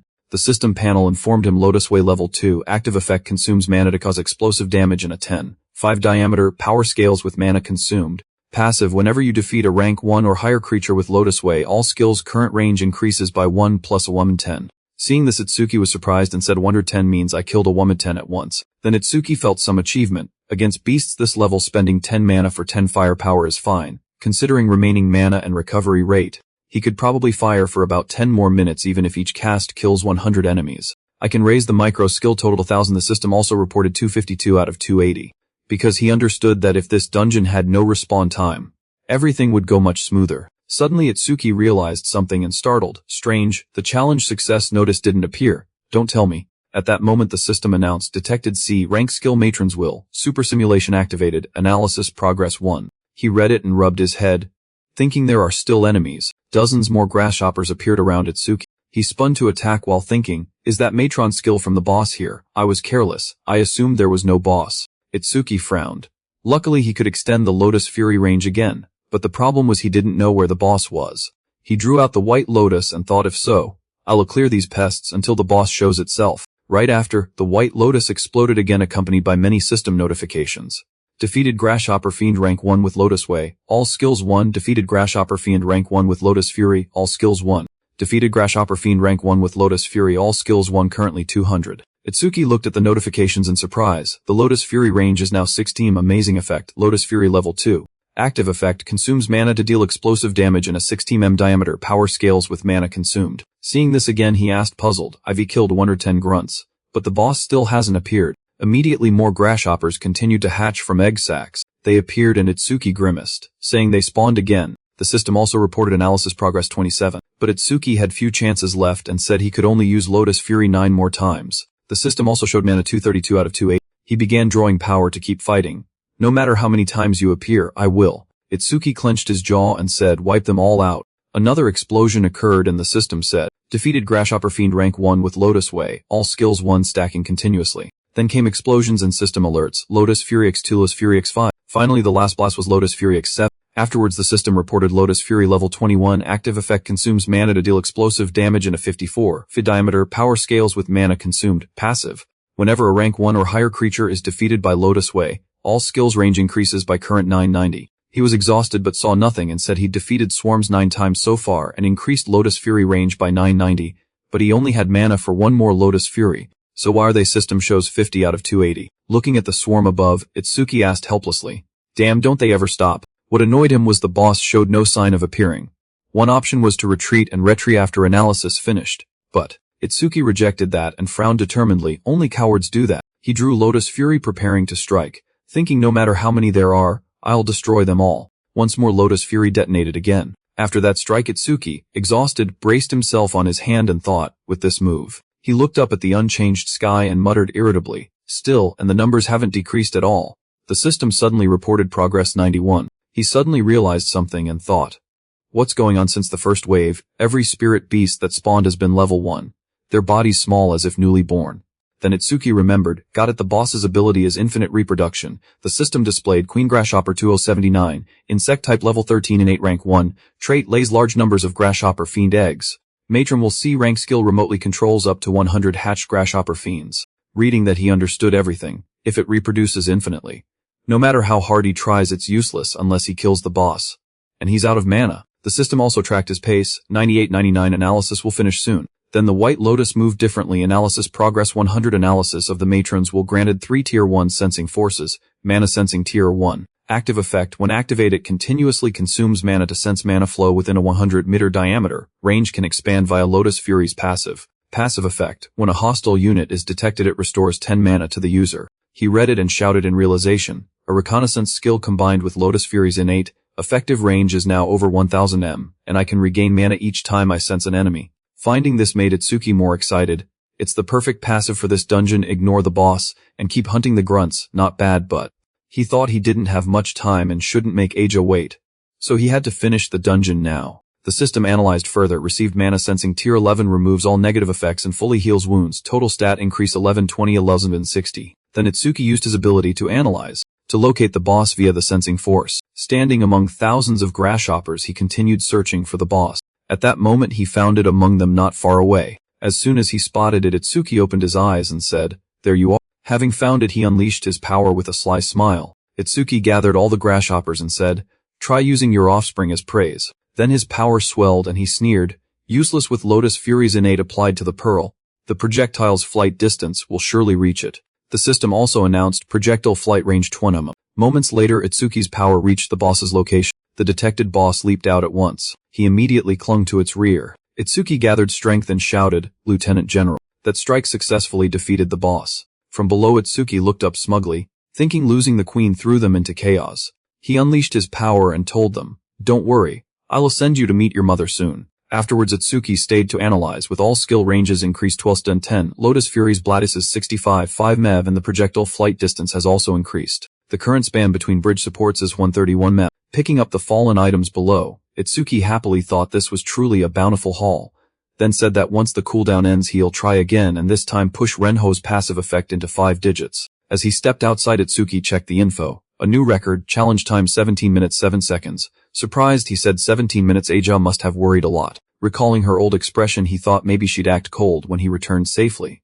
But actually she's kind and attentive, and her pretended hardness is rather endearing. As he stepped out, Itsuki cheerfully announced, "I'm home, sorry for causing you." The sight before him made him furious instantly. Kinoshita was choking the badly injured Aja and taunting, "Entered alone and escaped this dungeon. You must be the one Rigi's after, right?" Itsuki had just stepped through the gate a bit when he turned back, shocked by the scene. Charles had Aja by the throat, threatening, "Just in time, I'm forcing her to spill info about you. But even now she won't say a thing. She's more stubborn than most men." That made his face go dark. In a low, serious voice he demanded, "Let go of that filthy hand. If you do, I'll only beat you and then spare you." But despite the warning, the guy remained stubborn, laughing scornfully as if unafraid. "Don't get cocky, 0-rank rookie." No sooner had he finished speaking than Itsuki surged forward with an electric glide toward Charles, eyes burning red, fist tightening ready to strike. Now the man began to panic, eyes wide in disbelief. Too fast, damn. Charles immediately sent out his spirit beast to take the blow. It obeyed the command and appeared to receive the punch, detecting a B-rank spirit. Death Hound, its hidden skill activated. Super Simulation, analysis progress 1%. Keeping his punching pose, white smoke billowed as Itsuki realized the dog was a true spirit, meaning the man with the hat is a pseudo-spirit, and the system updated accordingly. Charles looked dangerous, studying his opponent. No wasted motions, fast speed.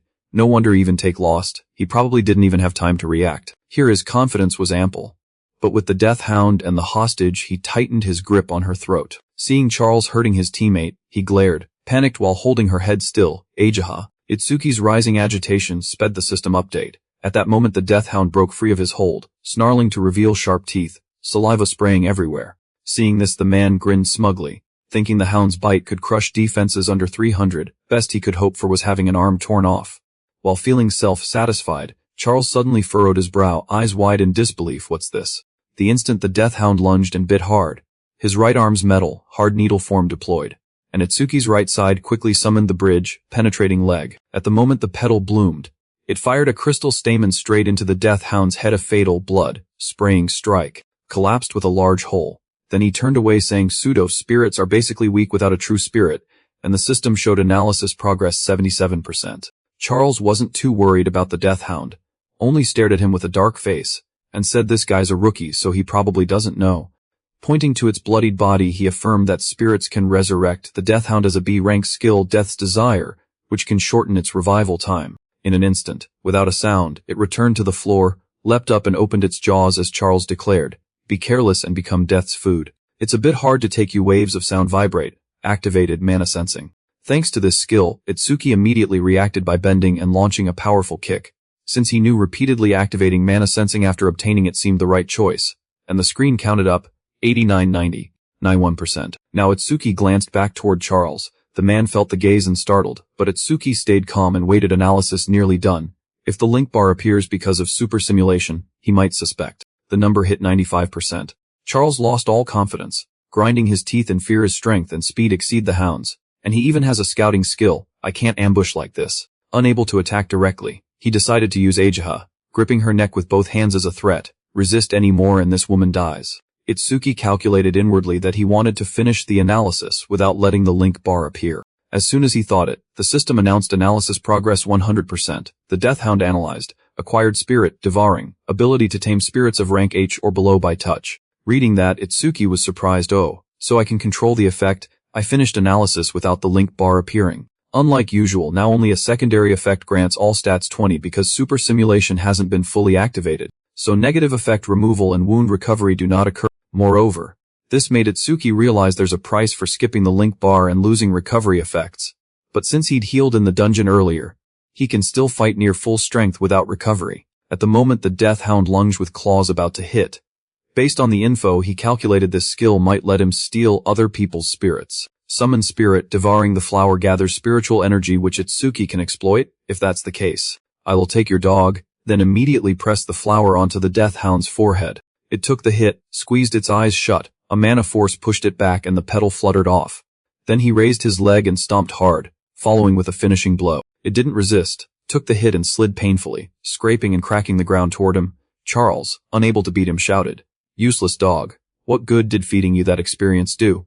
Pushed to the limit and enraged, he pressed the knife to her and threatened, "Hey you, resist any more, and I will slit this woman's throat." Despite the danger, Aja cared for her teammate, forcing one eye open to say, "Don't worry about me." He couldn't abandon Aja, quickly raised both hands in agreement. "Alright, don't touch her." Seeing his opponent obey, Charles felt triumphant. If you'd behaved like this from the start, this woman wouldn't have suffered. Hearing that, Itsuki was puzzled. Why target me? I don't recall making enemies with you. Though initially wary and asking if he was still digging for info. Charles then spilled everything. "Well, I can tell you since you'll meet him anyway. Reiji Kinoshita is furious with you for entering the northern area. I'm dog handler Charles, sent to capture you by his orders. An implacable enemy who looks for trouble even if you don't bother him." Itsuki snarled angrily. "Reiji Kinoshita, that guy again. I'll meet him myself and settle this." He shouted confidently that he'll meet him soon once your body is torn apart. The hound will rip your legs off. If you value this woman's life, don't use that strange bandage to protect yourself this time. Then Charles immediately ordered and shouted, "Hound, bite his legs to pieces for me." As his opponent fell silent, Itsuki frowned seriously and ordered, "Hound, prove you deserve to be my spirit." And as everyone saw, it bore his mark on its head and immediately bit off Charles's arms from behind. Not letting Aja be endangered, he used lightning speed to dart over and scoop her into his arms. His right arm was bitten off so fast he couldn't react. Now he howled in pain. "Damned, why did you attack your master?" Then it moved behind Itsuki as he praised, "Good." Itsuki's mana flared intensely. With blood-red eyes he declared he'll return Aja's pain 100-fold, no, 1,000-fold. I'll repay the pain Aja suffered 100-fold, no, 1,000-fold. With no escape left, Charles fell to the ground begging, "Wait, hear me out. I was only following Reggie's orders. I had no choice." He proposed, "Yes, form a team. I'll lure Reggie out for you." Itsuki glanced fearsomely and replied, "That's a good proposal." Thinking it was over, the man played dirty. "He tricked you." He pulled a sharp arrow from his coat and shoved it straight at him. The dirty trick only left a scratch on Itsuki's face. He said coldly, "But I prefer to kill Reiji Kinoshita myself." No more mercy, he immediately ordered, "Hound, make him feel Aja's pain." The command echoed in the man's head. "Hound, make him feel Aja's pain," making Charles scream and sob. "Tears and snot everywhere. I slipped. I'm sorry, give me another chance." But it was too late. It growled, bared its fangs and stood before him. Charles tried to say as much as he could, "Hound, haven't you forgotten I'm your master? I've fed you so much, But uselessly, it only obeyed Itsuki and opened its jaws wide. Holding Aja, he only wanted to ask, "You've been following me since I left the dungeon?"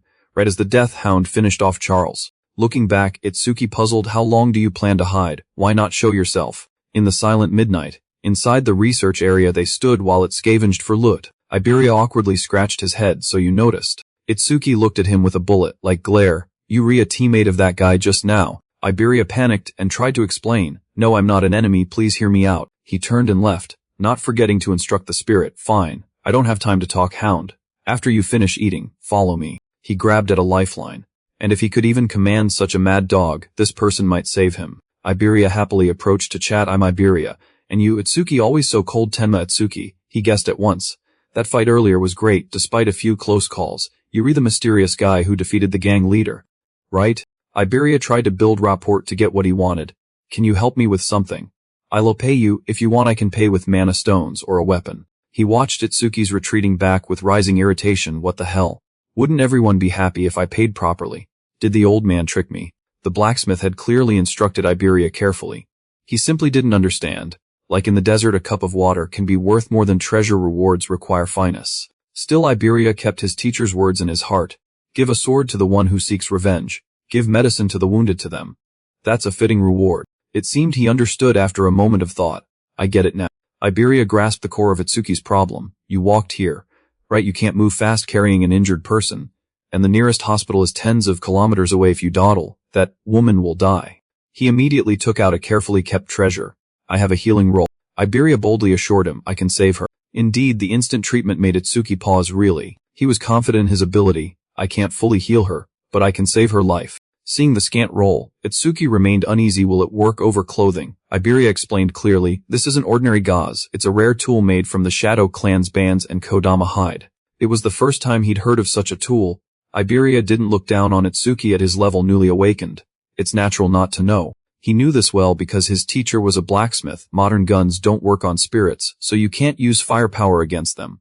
But artificers can craft special tools using spirit parts to counter them. Iberia added that tools are divided into 4 tiers based on the artificer's skill and materials. He gave an example. Common tools aren't much different from ordinary weapons.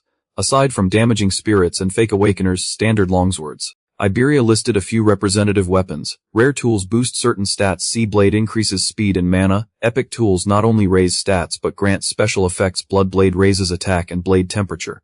He especially mentioned unique weapons, and the ultimate goal every artificer desires. Unique tools with skyrocketing stats and powerful, one-of-a-kind effect. The Holy Sword granting infinite mana and unlimited skill use. Iberia voiced admiration whenever he thought of them. Artificers aren't strong fighters and are few. But because they can forge tools, all awakeners respect them. Itsuki understood immediately. So your father is an artificer, no wonder you were proud. Not every artificer can make a unique tool, there are only 10 across the continents. Iberia must be proud for his father. And 3 of those were made by my old man, that's why people call him. He also felt his father's reputation was deserved, the artificer king of the northern continent. Iberia was startled to see him suddenly turn away. Did you hear me? He was flustered that no one would listen. Hey, I put a lot into explaining, don't ignore me. Itsuki carefully examined the weapon. This is the crossbow that Charles used earlier. Iberia didn't expect to be of no use to him. Aren't you surprised to hear my father's name? Any awakener would cling to me. With this I can reduce my use of teleport steps and lower the risk of exposure. He eyed the precious treasure. It's a rare tool. Itsuki was slightly disappointed. Damn, it has no bolts. Iberia patiently explained why there were none inside.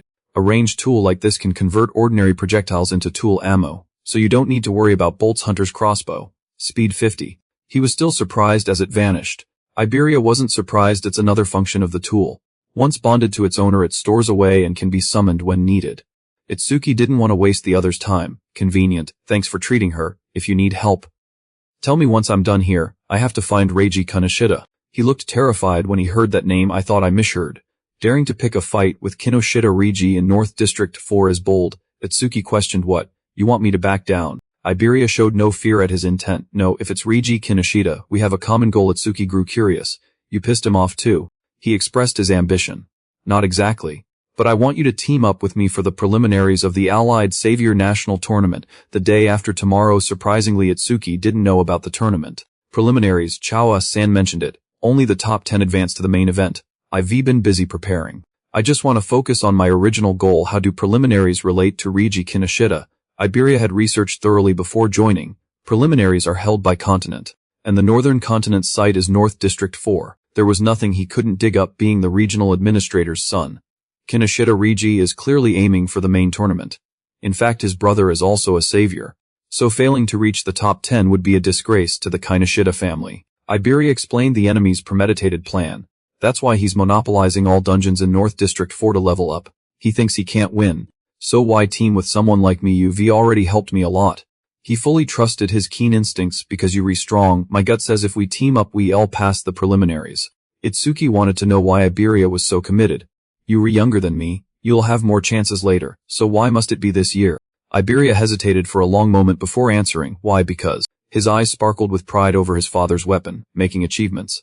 Since I was a child I've watched my old man forge tools, each finished piece like a perfect work of art, and my admiration for him grew. Iberia imagined himself as a brave warrior, and always dreamed he'd become an awakener and fight spirits using gear his father made. He was eager to tell his father.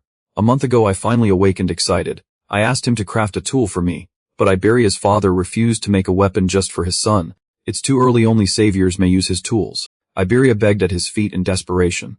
And finally his father set a condition: if I pass this year's preliminaries, he'll give me a masterpiece. He resolved he absolutely had to succeed. That's why I must win the preliminaries this year. Itsuki felt increasingly unworthy of such a burden. With a great father like that, many would want to team up.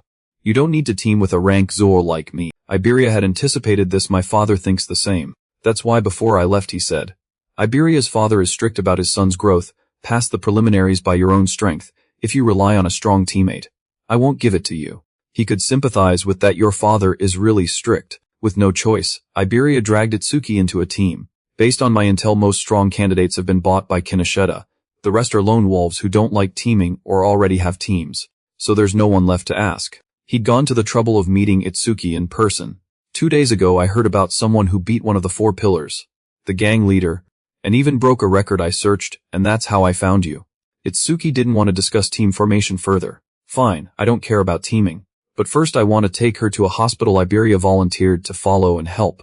I'll go with you. From now on we re teammates. He stood there fantasizing in the field. We should think of a team name. You Itsuki Tenma and I'm Iberia. How about Ibetan? No, sounds like a shop, maybe a buy. Not great. Tenib. Tenryo. Itsuki got annoyed he couldn't shut Iberia up. My god, this guy talks even more than Omaku. He suddenly realized he'd forgotten and asked, by the way, what about Rito and Seiya? They've awakened too, right? Are they entering the preliminaries? Iberia asked Itsuki, since both their names contain the character Yai. What about Team E? Rimuru sneezed while training in the yard. Seiya worriedly asked how he was. Are you sick? He broke the tense mood with a joke. No.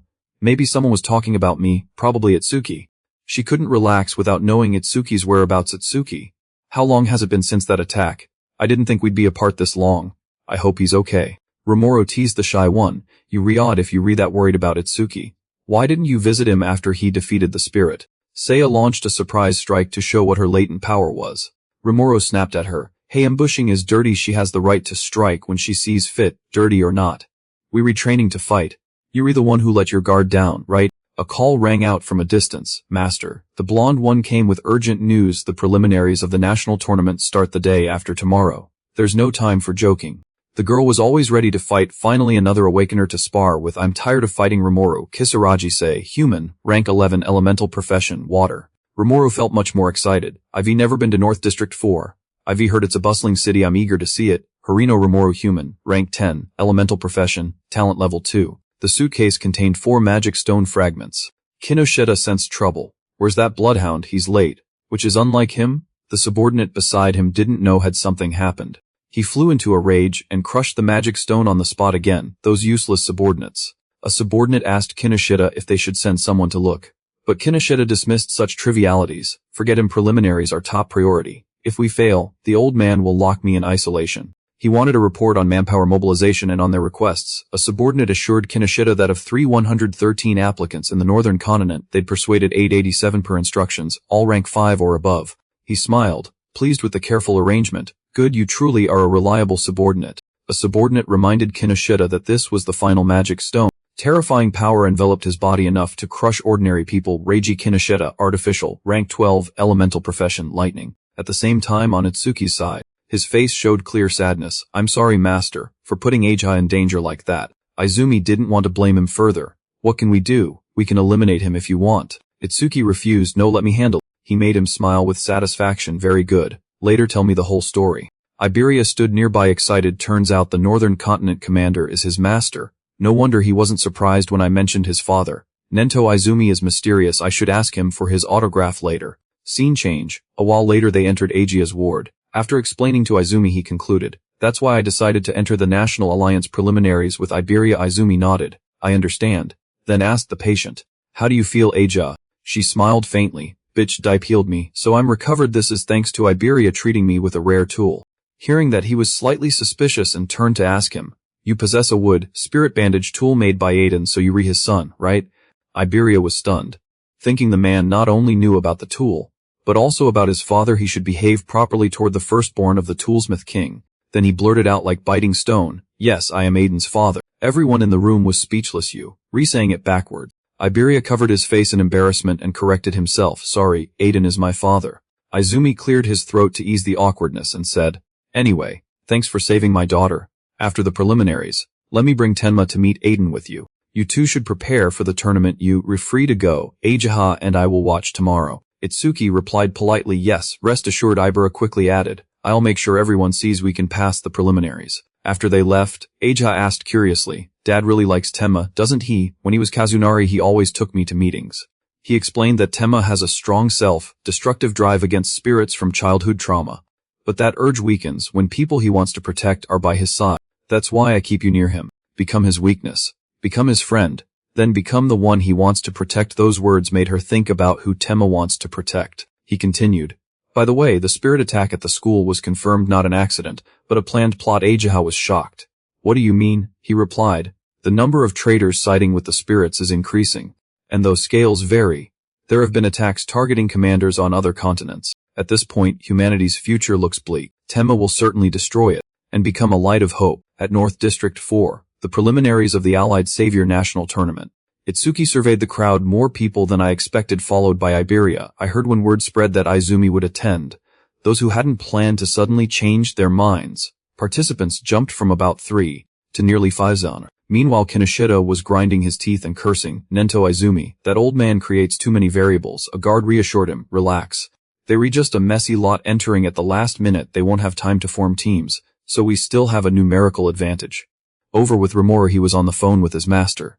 Tell those we recruited to wear a red armband their right arm, so we know they're on our side. He replied. Are armbands in fashion? Should I wear one too? Seiya chimed in that since Izumi is here to observe, Itsuki might be as well. A moment later the host appeared. Everyone, I will explain the rules before the preliminaries begin. This is Suryu Fujiwara. The preliminaries met C. The preliminaries venue is split into 2 zones, inner and outer. In the first stage you will start from the 4 main outer directions. First, you will compete based on the time needed to reach the inner zone. The moment you enter the inner zone, your ranking will be recorded on your wristband, and only the top 300 advance to round 2. Rimuru looked at his wrist. Instinctively, wristbands do that, eliminating thousands in the first round. It's brutal. He announced more. You may bring 2 tools. Team with anyone. Use whatever you like. Results matter after round 1 rankings and round 2 rules will be revealed. While he spoke, Iberia spotted something and pointed. Itsuki. Look. It was Reiji Kinoshita, now comforting his subordinates. Understood. Anyone who runs ahead of me, stop them. Iberia analyzed the scene. Those around him were likely bribed applicants. For now, push into the inner zone as fast as possible. Once Kinoshita enters and drops his guard, we will ambush him, a bystander muttered. But to Iberia he sounded like a loudspeaker that bored the others into silence. I heard all of that. The fat guy from the other side saw Itsuki and asked who he was. The man beside him warned, careful, this one's not wearing an armband. A few minutes later Fujiwara made the call. Round 1 begins. He watched from above, pleased inwardly. The number of youth wanting to join the Allied Savior is rising. Very promising. But the man beside him disagreed. Numbers mean nothing without quality. In our time, candidates above rank 15 were rare, very rare. This one is Heighten Akira, Crimson Celestial Stone, human stats hidden. Fujiwara asked. The year you entered had only 2 participants, right? And they were the 2 top prospects. Dewa Kazunari Tsutsumi rank 21, Heighten Akira rank 18. He laughed loudly. That's why I said it'd be boring without rookies like Kazunari. Hopefully there are some. Fujiwara dismissed his hope. Don't be ridiculous. A once-in-a-century genius doesn't just appear. Then Heitensho turned to Izumi. I heard a student in the northern continent, right after awakening, defeated an elite level 8 and became your disciple. Is that true? Fujiwara gaped. Defeated a level 8 right after awakening. Impossible. Izumi nodded. That's right. Heitensho asked further. Is that person here among them? Hearing Izumi confirm, Fujiwara pictured the second disciple recognized by Izumi after Kazunari. Surely someone of immense talent. He wondered who it could be. He scanned the info board. Horino Rimuru, rank 10, Golden Elementalist, talent level 2 ordinary. Not him. Kisaragi say rank 11, talent level 1, but she's a water elementalist with a support leaning. Probably not. Maybe this girl Habane Hana, wood elementalist, but unusually high level at 16. Yet Izumo remained silent. Could it be Hana is the highest level candidate? Heitensho spoke up. Any level 0 candidates this time? Fujiwara replied. There's always curious entrants who get crushed and withdraw immediately.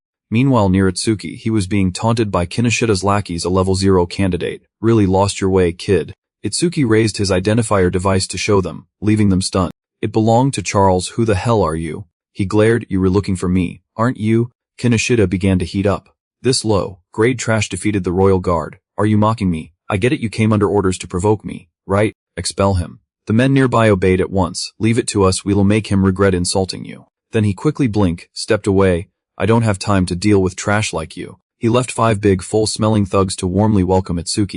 Watching the screen, Heitensho was taken aback. 2 level 6s and 2 level 7s. The outcome is obvious. If you beg for mercy now you might survive. Iberia told himself he could take down one. But no matter how strong Itsuki is, he couldn't handle 4 at once. Meaning he had no choice but to use that thing. The red-haired man leaned close to Itsuki.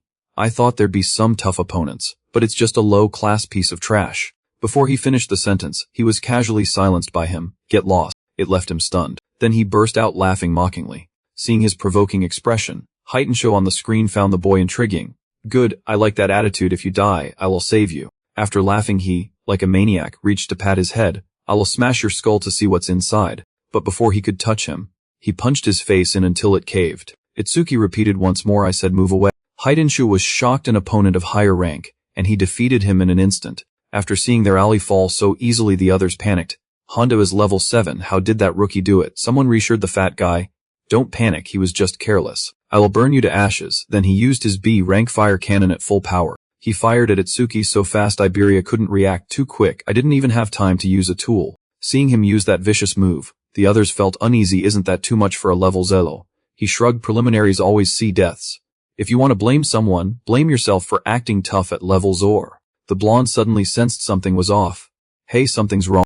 They all looked and saw Itsuki unharmed. What the hell? Even Iberia was surprised. Impossible, he blocked that wide fire attack. He even felt a bit impressed. After the blocking move he told Iberia, stay away from me. Then he displayed another technique. The black ice shield defended against the B-rank fire skill, increasing defense by 10%. Itsuki thought, defense up to 33. Need to confirm whether black ice's passive reactivates when blocking the same skill from the same target multiple times. After the flames died down the attacker panicked and pointed. He's unhurt. Was that his ice skill? There's no water elementalist here. How can he use ice? Itsuki coolly finished. Try that move again, this time I won't block. That enraged him. Are you insulting me? A real man never goes back on his word. Itsuki nodded. Fine, I promise. Then the attacker held back no more. This time I'll finish you. He overheated his B-rank fire cannon and launched it at Itsuki. He stood still and took the full hit. Its firepower was stronger than before, but it was still a fire class skill. The fat guy beside him felt uneasy. You went too far. This firepower could take down a level 8. But the more he used it, the more exhausted he became, draining all his mana. This was a finishing blow, a bit wasteful on a level 0. But the act was over. Just as the scene ended, he suddenly recoiled as if terrified. What's going on? During the blaze, Itsuki had quickly wrapped his body in ice. Using it, he sensed his ultimate. So if it's the same skill from the same person, Black Ice's passive won't trigger again. Got it. Then he laughed. Confirmed. Time to finish this. After the failed scare, the arsonist backed off with his tail between his legs. He blocked my ultimate that easily. Impossible. The fat guy had to act. That ice skill is strong, but I've found its weakness. He used a B-rank linked fire skill to create fireballs launched at the opponent. However, Itsuki made no move to dodge, standing still to test more uses of his skill and overwhelmed by numbers, activating the black ice trigger. Suddenly the two collided, causing a large explosion with wide area blast force. The fat guy still thought victory was certain. Even with a strong skill, a level Zo's mana is limited. If we can drain his mana until he can't form the ice screen, we'll win. Lost in his grandiose thoughts, a cold hand suddenly touched him hand in hand, very affectionate. Ugh. He closed the distance in an instant, while Itsuki ignored his taunts and focused on how the ice mechanism activated.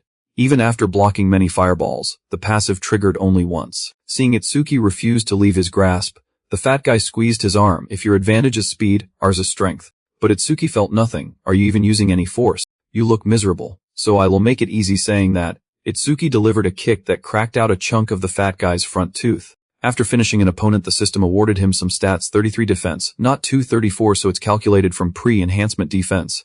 Black Ice Shield had defended the B-rank fire skill by increasing defense another 10%. Finished, Itsuki casually looked at the remaining two more elementals rush in.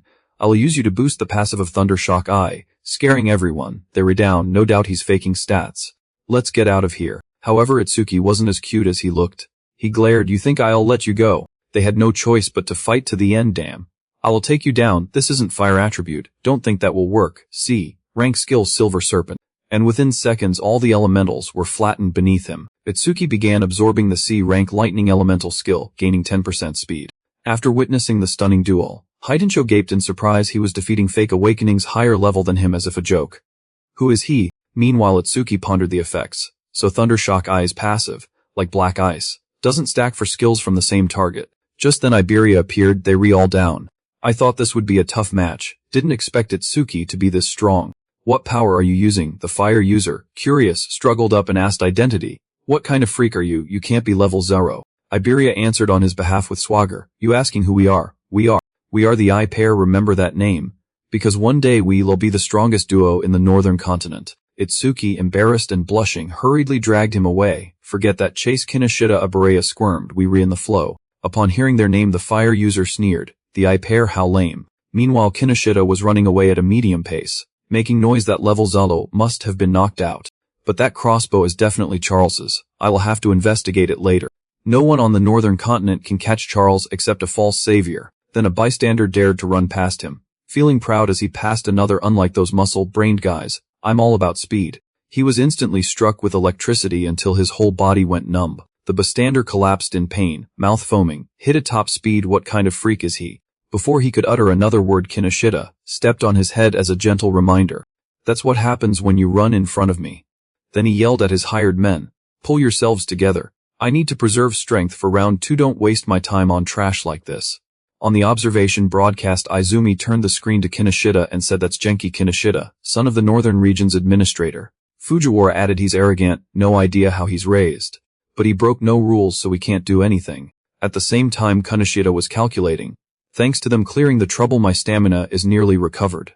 With this I can breeze through round 2. He stood before a green circle, so the inner area is ahead. Too easy. Then Itsuki suddenly appeared and shouted the kind of name call only close friends or insulters use. Kinoshita. It drove him mad with anger. He looked to the nearby crowd. Who dares call my name like that? They went pale. Not me. Don't look at me. It was him, the new level Zaro. The crowd parted to let him through. Kinoshita started to suspect, could it really be a level 0? It really is him. Seriously. Did he defeat them all? Kinoshita's face drained. No way, a level 6 and level 7 couldn't handle him.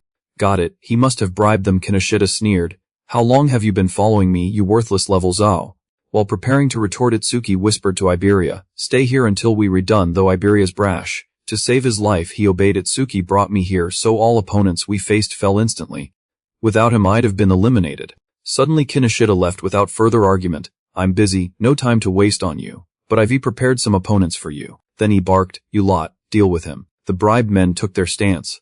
What, all over a level 0 brat calling Kinoshita by name? Wake up, we'll teach you manners. Don't worry, we'll show those two what hell is. Iberia counted and turned pale. 78, 79, 80, they have over 100 men. What should we do? Then Itsuki suddenly grabbed his hood. Cover your head, huh? Then with one teleport he appeared beside Kinoshita. He grabbed him by the collar. Then he hurled him back out and tossed Iberia into the circle, completing the trial task. Kinoshita was slammed hard backward. His face twisted like a monkey. Iberia still didn't understand what happened. Itsuki warned softly, seems you don't understand me. Let me say it again. Until we were finished, you are not permitted to go anywhere. Meanwhile, inside the circle, Seiya and Rimuru had advanced to rank 4 inner area. He sat down breathing heavily and said, those red band guys joined too. They haven't learned and keep blocking our way. We've reached rank 5 inner area, Seiya replied. If we hadn't stuck together we'd have been defeated before arriving. Rimuru realized one thing. I think we were the fastest. Unexpectedly someone was even faster than us.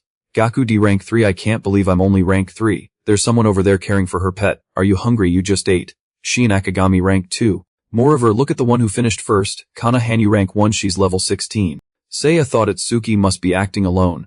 And if he were blocked like us, then Rimuru suddenly shouted, look, someone is flying this way. Seiya looked up. It turned out to be Iberia, who had reached inner area rank 6. He landed in the most humiliating way. Iberia scrambled up in panic shouting, Itsuki. Rimuru and Seiya took notice. Did he just say Itsuki? Yes, I heard it too. That back is definitely his. It's Itsuki, he frowned and said, until we redone, I won't let you go anywhere. Hearing his declaration the judges were stunned. The rookie was one step from the inner area. Why is he clinging to Reiji Kinoshita? Even Ajiha was puzzled. Fujiwara quietly said, Haitensho, help him if he gets into trouble. But Haitensho knew he was no match for Itsuki Tenma. Itsuki had just unleashed terrifying speed. Could he do that at that age? Meanwhile, Kinoshita was boiling with rage. You keep getting in my way again and again. Prepare yourself. What's about to start won't just be a fight. It'll be your complete humiliation. In other words, it's a 100 versus 1 mob. But Itsuki showed no fear after passing preliminaries. Avenging Ajo was now his top priority. Instantly Kinoshita's triggered skirmish began. You lot, kill him. 100 mages surged in, yet Itsuki didn't so much as move a toe. A fire user started. I won't let anyone have the glory. I'll take your head. See rank Fire Fist. But Itsuki calmly grabbed his arm and countered. Then with his other hand he punched the man's beak open. He immediately fell to the floor. Another saw this and went pale. He beat him with one punch. Someone reassured, don't panic, we outnumber them. We can't lose to a common level Zolo. Right, charge everyone. Hearing their plan, Itsuki smirked inwardly. Even better. Black Ice Shield had defended against the B rank fire skill by increasing defense another 10%. Quickly end this chariot, activate Lotus Fury. Then it wrapped around his body. It then automatically detonated, sending those nearby flying in all directions. Even Rimuru was stunned. Was that Itsuki's skill? Gaku D inside was no exception. What the hell was that explosion? But Akagami thought such a scale was nothing to him. Henyu remained silent, closely studying his every move. As the battle began, Fujiwara gaped. That explosion was cast by a level boy firepower aside. How can he use a skill outside his class? Even Haitensho hadn't expected it, and Aja herself was surprised who knew Itsuki. Kun possessed a wide area skill. That's why he was so confident in Grasshopper Land. How many trump cards is he hiding? Itsuki thought, 30% firepower should be enough. My opponents are human, so I must hold back to avoid killing them. After a moment, with everyone down, only Kinoshita remained. Itsuki taunted, now it's your turn. He turned pale with fear. We had over 100 people, and you took them all out in an instant. What are you? Why are you obsessed with me? Itsuki laughed. Obsessed. You were the one who attacked me first and severely injured my friend. Today, I'll all return the pain she suffered to you. But Kinoshita remained arrogant. I'm the son of the prestigious Kinoshita family from North District 4, all local dungeons are mine. I don't need to struggle against wild spirit beasts using the karmic stones my family supplies. I can easily reach levels ordinary people only dream of. Our foundation is different. I will kill you. I will surely win. Rank skill, Thunder Cannon Death Strike. After shouting he released tremendous power. Detected B rank skill Thunder Cannon Death Strike. Activating super simulation. Analysis progress 1%. But before he could finish yelling, he took a hard blow to the gut from him. Then he collapsed in pain. He dodged. At this speed is he really level 0? This fight is unwinnable.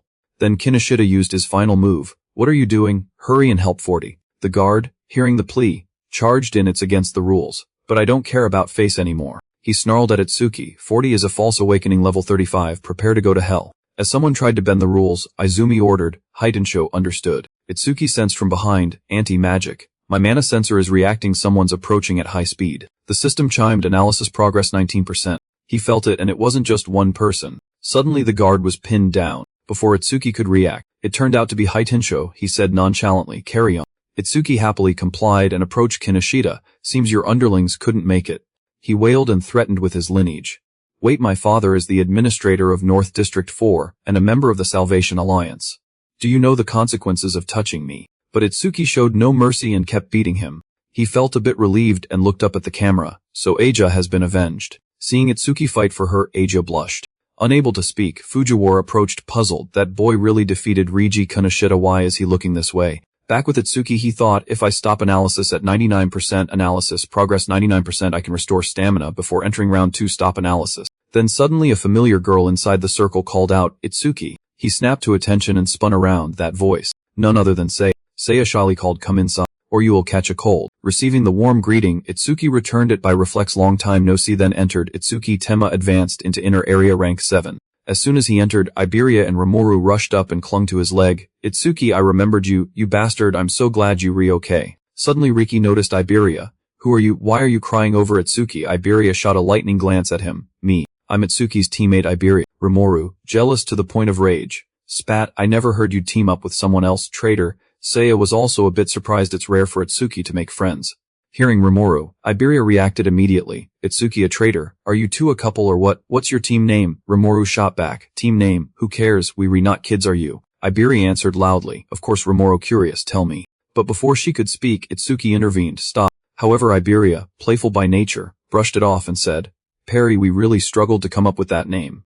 Rimuru burst out laughing, clutching his stomach. Perry so bland. Iberia got furious. What are you laughing at? It's a great name. Fujiwara then appeared. The number entering the inner area has reached 500. Anyone not here will be eliminated. Round 2 will begin soon.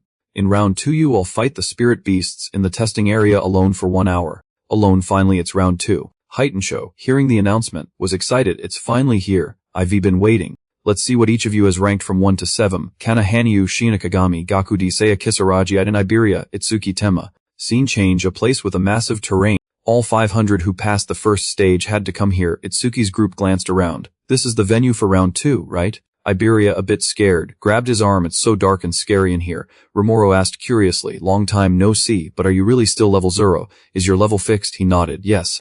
You asked again, so your stats don't increase, right? How do you get stronger? Even Iberia fidgeted and chimed in. I'm curious too. How is Itsuki so strong at level 0? He replied. My master told me not to tell anyone. Suddenly Saya butted in. We were taught that the exterminator's skills are national security level. Itsuki. Don't mind them. Rimuru rolled his eyes and clicked his tongue. After everyone assembled, Fujiwara announced, is everyone ready? He had just shown his face. The participants buzzed. That's Soryu Fujiwara. He organizes the national tournament each year. Beside him is Heitensho, a veteran of the Frozen War with the strongest physique, and the masked figure is the legendary Nento Izumi, a gathering of legends. Fujiwara continued, now I'll explain the rules for round 2, listen carefully. Many disastrous spirit beasts will appear in the challenge area. Defeat points depend on difficulty. Nightmare level defeat points 1000, by difficulty novice 100, normal 500, hard 1000, nightmare 5, Val 100. There's a 1-minute rest after defeating a spirit beast, then you will be forcibly moved to the next difficulty. Remaining rest time, 56 seconds. I'll climb straight to nightmare level. The info board of the person in front popped up. Gaku D. Humanity level 13, class, primordial master, element earth, talent rank 2, hidden, stats hidden. Suddenly Itsuki had a question. I have something I want to ask. Everyone's eyes turned to him. He's level 0, how did he pass round 1? Must have been carried. Some even asked him outright if he'd realized round 2 is solo and was starting to waver. Surely he was. Fujiwara replied, what's going on? Ask whatever you want. He then asked if nightmare level was the highest difficulty, which surprised him and Heitensho beside him. But the other contestants sneered and boasted, what's the fuss? A level 0 stands no chance against a nightmare beast. He probably couldn't even beat a novice, let alone a nightmare. He's trash who only talks big. Brushing off the chatter, Fujiwara explained, in theory the difficulty of disastrous spirit beasts has no limit. You'll understand once you actually try to defeat a nightmare level beast. He muttered, no limit. Rimuru beside him comforted him. It's pointless to think about it. Nightmare level starts around level 10. Beating a hard level is already lucky enough. Fujiwara continued, points earned in qualifiers can carry over to the national tournament. In other words, your chance to join the Salvation Alliance later depends heavily on today's performance. This dazzled everyone. Points here count toward the main tournament too. Meanwhile Itsuki calculated silently, I have to use that Kazunari Tsutsumi's record as 115,000 points. I must use this chance to surpass him. When time ended, Fujiwara announced, everyone enter the challenge area. Round 2 begins. Once inside, Itsuki realized this is the testing area. It's not much different from a normal dungeon. In the thick fog, hundreds of gazes were fixed on him. They started coming out to meet him. Novice beasts, disastrous hounds, level thanks 10, defeat points 100. He was glad finally a fight with spirit beasts. Activate Black Ace Wall. I can't raise stats with these, so finish fast. At the console, Heitensho kept watching Itsuki, which puzzled Fujiwara. You re-observing him? I also want to see how Hanyu fights. But Heitensho quipped like a CEO, this young man is more interesting. Here it comes. Fujiwara frowned. Is there really something surprising? The moment Itsuki drew his sword, time elapsed 1 second, points gained 100. Fujiwara was stunned. 1 second. It usually takes minutes. Heitensho laughed louder. I told you, right? This guy's more interesting. He couldn't believe his eyes and mouth. His thoughts slipped out. There are many disastrous hounds, but they're only level 1 and can be killed in seconds at full power. Yet the next opponent is level 8. Killing that in seconds is impossible. As Itsuki stood before the common beast Fire Dragon, level 8, defeat points 500. Fujiwara thought to himself that facing a higher level beast he'd struggle, but Heitensho disagreed. Do you think so? I don't consider a level 8 Fire Dragon a threat.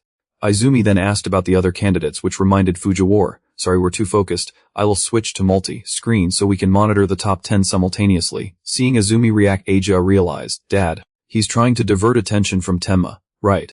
While observing, Fujiwara also evaluated each candidate. Most others still fought at novice level. A quick look at Seiya, Rimuru, and the others. Among them, Kana Hanyu was the only one keeping up with Itsuki. Tenma. Aja suddenly shouted, trouble, Itsuki's about to. He's being burned by the fire of the Fire Dragon. Seeing the dire situation, Fujiwara urged quickly. He used up his stamina fighting the disastrous hounds and has no energy to dodge. He'll be badly burned if he takes that fire. Call the med team. But Heitensho stopped him. Wait, watch a bit more. At his speed, dodging a strike like that will be easy.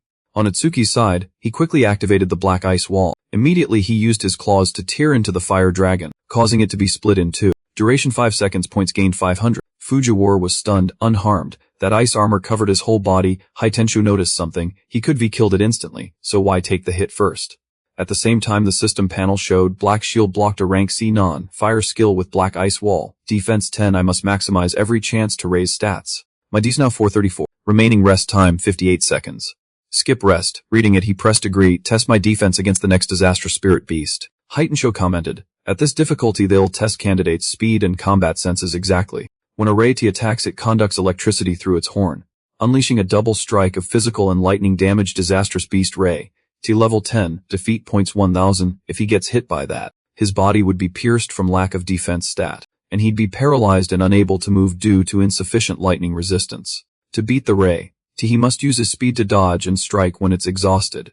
Fujiwara blinked. Wait, what is he planning to do? for he didn't expect Itsuki to actually touch the monster. This horn is perfect to test my defense, making it start to lose its temper. Then it crazily charged and rammed into him, sending him flying far away with a single hit. Watching via the screen, Ageha, overly worried, shouted Itsuki. As for Haitensho, there's still some doubt. This guy's actions are unpredictable, but each time he produces results far beyond imagination. The system popped up, resisted lightning class C skill with lightning foot 3, speed 5, so Itsuki had provoked it for this after testing. Attacks from level 10 or lower spirit beasts can't injure me. It's almost over. Then he activated lightning shock 3, speed 50 and flew at it. The rhino wasn't going to go down quietly. It took a deep breath and stood still, waiting for the opponent to fly in. But before it could react, he drove a whole shard of ice into its head, duration 7 seconds, earned 1,000 points. Haitensho started laughing. So far his total time is under 15 seconds. He's not only faster than I was in my youth, it feels like he's not even trying his best. Fujiwara also joined the debate, but then, swift hand movements and razor claws shredded the enemy in an instant. A huge mouth spat out iron chains to devour everything, and a massive body was covered in armor, like plate. It had all those features: the strongest, most ferocious guardian in the tier, the top target for all contenders. Nightmare class spirit beast Purgatory Colossus level 15 kill points 5,000. Yet in Itsuki's eyes it was just a mosquito. He activated piercing foot sphere, then shot at the monster, sending it flying in an instant. Defeated Purgatory Colossus level 15, piercing foot sphere flight speed increased by 200.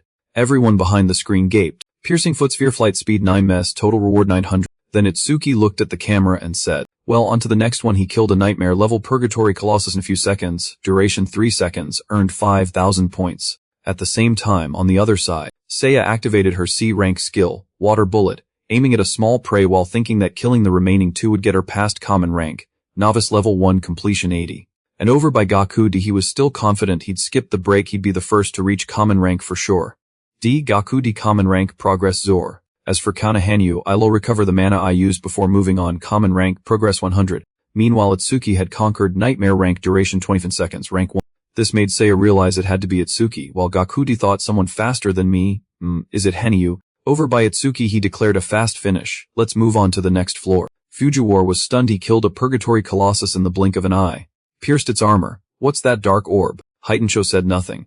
Just drained Itsuki completely. Raise the difficulty and see how far that brat can go. Then Nightmare Stage 2 appeared. Purgatory Colossus X2 level 15, kill points 10,000. Yet Itsuki still smirked, wondering what would happen, so they only increased the numbers. As soon as the chance came, Itsuki took it. While it roared, I'll take one down first. Activating Piercing Foot Sphere. In moments he defeated the Purgatory Colossus level 15 flight speed. Piercing Sphere 200, Piercing Foot Sphere flight speed 11, Missa speed value up, flight speed 100. Fujiwara broke out in a sweat. One hit. What is that sphere? Is there no usage limit? Haitensho replied, it's indeed powerful, but that skill has a fatal weakness that puzzles him. A weakness. As soon as the first died, the last one appeared far more mighty and terrifying. He was stunned. This speed. It's faster than any spirit beast I've faced. Then Haitensho explained that because of their massive bodies people assume they're slow, but Fujiwara puzzled. What are you trying to say? Then they continued watching the screen. As for how Itsuki would kill the monster, activate Piercing Foot Sphere. Then Haitensho explained further. As a racial trait, they lack mana, but in return their other stats are greatly enhanced. Despite that gigantic body, it's actually a speed type. Just as Itsuki fired, the monster quickly dodged to one side. It managed to dodge. Haitensho continued. That dark sphere deals huge damage, but its travel speed isn't very fast. He used the habit of roaring before attacking to preempt it. That brat has good combat instincts, but if he can't boost the black sphere's flight speed, he probably can't clear this stage. And then in an instant the monster used its speed and strength to punch him far away, leaving him no choice but to stand and block. Then it smashed him straight into a nearby wall. Itsuki panted, surprised it could dodge at mid-range. Fujiwara gradually realized it hadn't actually hit, but still insisted it means he's hiding another trump card. Is that true? So why is he smiling? Looking at Itsuki's face then was eerie. So fast. If that's the case, I'll close the gap. Then he activated Lightning Foot 3 and flew toward it, at an extremely high speed, aiming to fight at close range. Each real battle was another chance for Itsuki to gain experience. However, it was very life-threatening. This attack is different from lightning paralysis. If it hits directly, even he wouldn't walk away unscathed. Call the medical team, now. But Izumi intervened. Wait. Haitensho stepped in. Indeed, the punch's power is terrifying, but it would be meaningless if it didn't land. As the monster's blow struck down, it opened up and found its prey missing. While it was glancing around, a voice rang out, "Hey, over here," making it turn its head sharply. Immediately, Itsuki's shock orb flew straight into its head, crushing it on the spot. Itsuki appeared looking effortlessly cool with intense focus. He quickly leapt up and stabbed straight into its belly to finish it. Finally defeated Purgatory Colossus level 15, piercing foot sphere, flight speed 200, piercing foot's flight speed 13 ms, flight speed value up 300, duration 12 seconds, received 10,000 points. Making Aja delighted. Rarely had she seen Itsuki get so worked up. Seeing her father and Fujiwara staring at her, she quickly diffused it. I'm just praying for everyone's safety. A bit embarrassed, she said. Look, if a young person bearing humanity's future dies, it would be a huge loss for us and his family would be devastated. I just want everyone to be safe. That's all. I don't mean Tenma. Kun looks cool defeating the Purgatory Colossi or anything. Tenma? Kun would react the same, so don't get the wrong idea. Fujiwara was surprised at her talkativeness. Ajaha, you re more loquacious than when we last met. Then he turned to Haitensho and asked, by the way, how did you know Tenma? Kun could dodge that attack. He frowned and replied, that brat's speed isn't that different from the Purgatory Colossus, but when electricity ran through his body, his speed increased significantly. When that happened, the Purgatory Colossus couldn't land a hit on him. Hearing this, Fujiwara chuckled with satisfaction. He'd succeeded in defeating two, though there were some dangerous moments. With his current points he'd surely be first. If it were me I'd stop here, but meanwhile Itsuki told himself that if he wanted to surpass Kazunari Tsutsumi, humanity's strongest, he couldn't rest, not even for a second. Nightmare rank began. Stage 3 Purga Colossus level 15 x3, kill points 15,000. Without hesitation Itsuki activated piercing foot sphere and instantly killed one. Making Haitensho visibly pleased, he chose to continue. Exactly the kind of person I bet on. Fujiwara suddenly realized and said, come to think of it, you went straight to stage 3. Haitensho replied to him, same for you. Then he added that even for him, whose body was the strongest, stage 3 was the limit. He wondered how Tenma, Kun would handle it. As the monster's claws snapped at him, he wisely jumped out before it closed its grip. I'll boost speed with Lightning Shock 3 and close the gap by leaping behind it. That was the second 1-1 shot. Itsuki defeated Purgatory Colossus level 15, piercing foot sphere, flight speed 200, flight speed 17 ms, speed value up to 100. His speed rose another notch. After finishing the second he entered a sensing state. The third one was. Itsuki relaxed his body and let the monster charge at him. He decided to let it swallow him into its belly. And before it could finish swallowing, Itsuki seized the moment and activated Lotus Rampage. Watch, I'll gut you full power. Then within seconds Itsuki coated the monster's mouth with a layer of grazy caramel. Then it exploded on the spot, defeating the Purgatory Colossus level 15 with Lotus Rampage. Skill area of effect 1 now 1101. Duration seconds, receive 15,000 points. Once again startling Fujiwara as always it was. The skill that had blown away many candidates in stage 1. Itsuki was now exhausted, his mana had hit rock bottom. He looked at his mana bar, 0 of 310. But as long as the Calamity Spirit beasts kept appearing, the passive Resonant Mana effect would replenish his mana. Resonant Mana level 1 passive effect. When one enemy unit is detected, recover 10 mana. And Itsuki still chose to continue. Nightmare rank stage 4 Purgatory Colossus level 15 x4, kill points 20,000. Fujiwara, watching the screen, remarked, stage 4 has begun. If he clears this, he will surpass his past self. Haitensho agreed, that's right, only Kazunari has cleared stage 4 so far, no one else. I want to see how far this kid can go. Facing the monsters, Itsuki kept coming up with new scenarios to test whenever piercing foot sphere's flight speed increased. The hit rate also rose. At this rate, if I boost flight speed a bit more, I can hit them without closing in. My mana is limited, I mustn't waste a single piercing sphere. But as he was about to use a sphere, the monster suddenly spat out chains. They then wound tightly around his arm. Iron chains. As soon as it grabbed its prey it yanked hard backward, causing the sphere he was casting to veer off elsewhere. And at the same time it dragged him, tossing him around. Damn. After smashing him it caught him in its palm. Itsuki thought, no, I can't find any footing in this position. Then Itsuki had no choice but to be grabbed and squeezed tight, shattering all the mist on both his arms into fragments. Bored after playing with him, the monster hurled him to the other side. He looked like a pile of goo on a trash heap. Seeing the hopeless situation, Fujiwara anxiously called Haitensho, go help him now. Looking at the scene, Haitensho felt a bit sad. Is that it? Just like me back then. Then Haitensho prepared to go rescue him, but suddenly Izumi intervened. Wait, Tenma hasn't given up yet. Fujiwara was puzzled. Izumi, this isn't the time to discuss whether he gave up. Haitensho agreed. Right? If we don't act, Tenma will die. He's in desperate straits. Yet Izumi believed that he still had a trump card, making Fujiwara stunned. A trump card? How do you know? Then Izumi said it was in his eyes. It wasn't the gaze of someone resigned to their fate. Turned out that everything Itsuki had done so far was to kill it. I did everything I could to train myself. Activate super simulation. Continue analysis. In the fight with Kinoshita, super simulation activated his skill, a B rank skill, Thunder Cannon, Death Shade. But I decided to cancel it at the last moment. Analysis progress 99.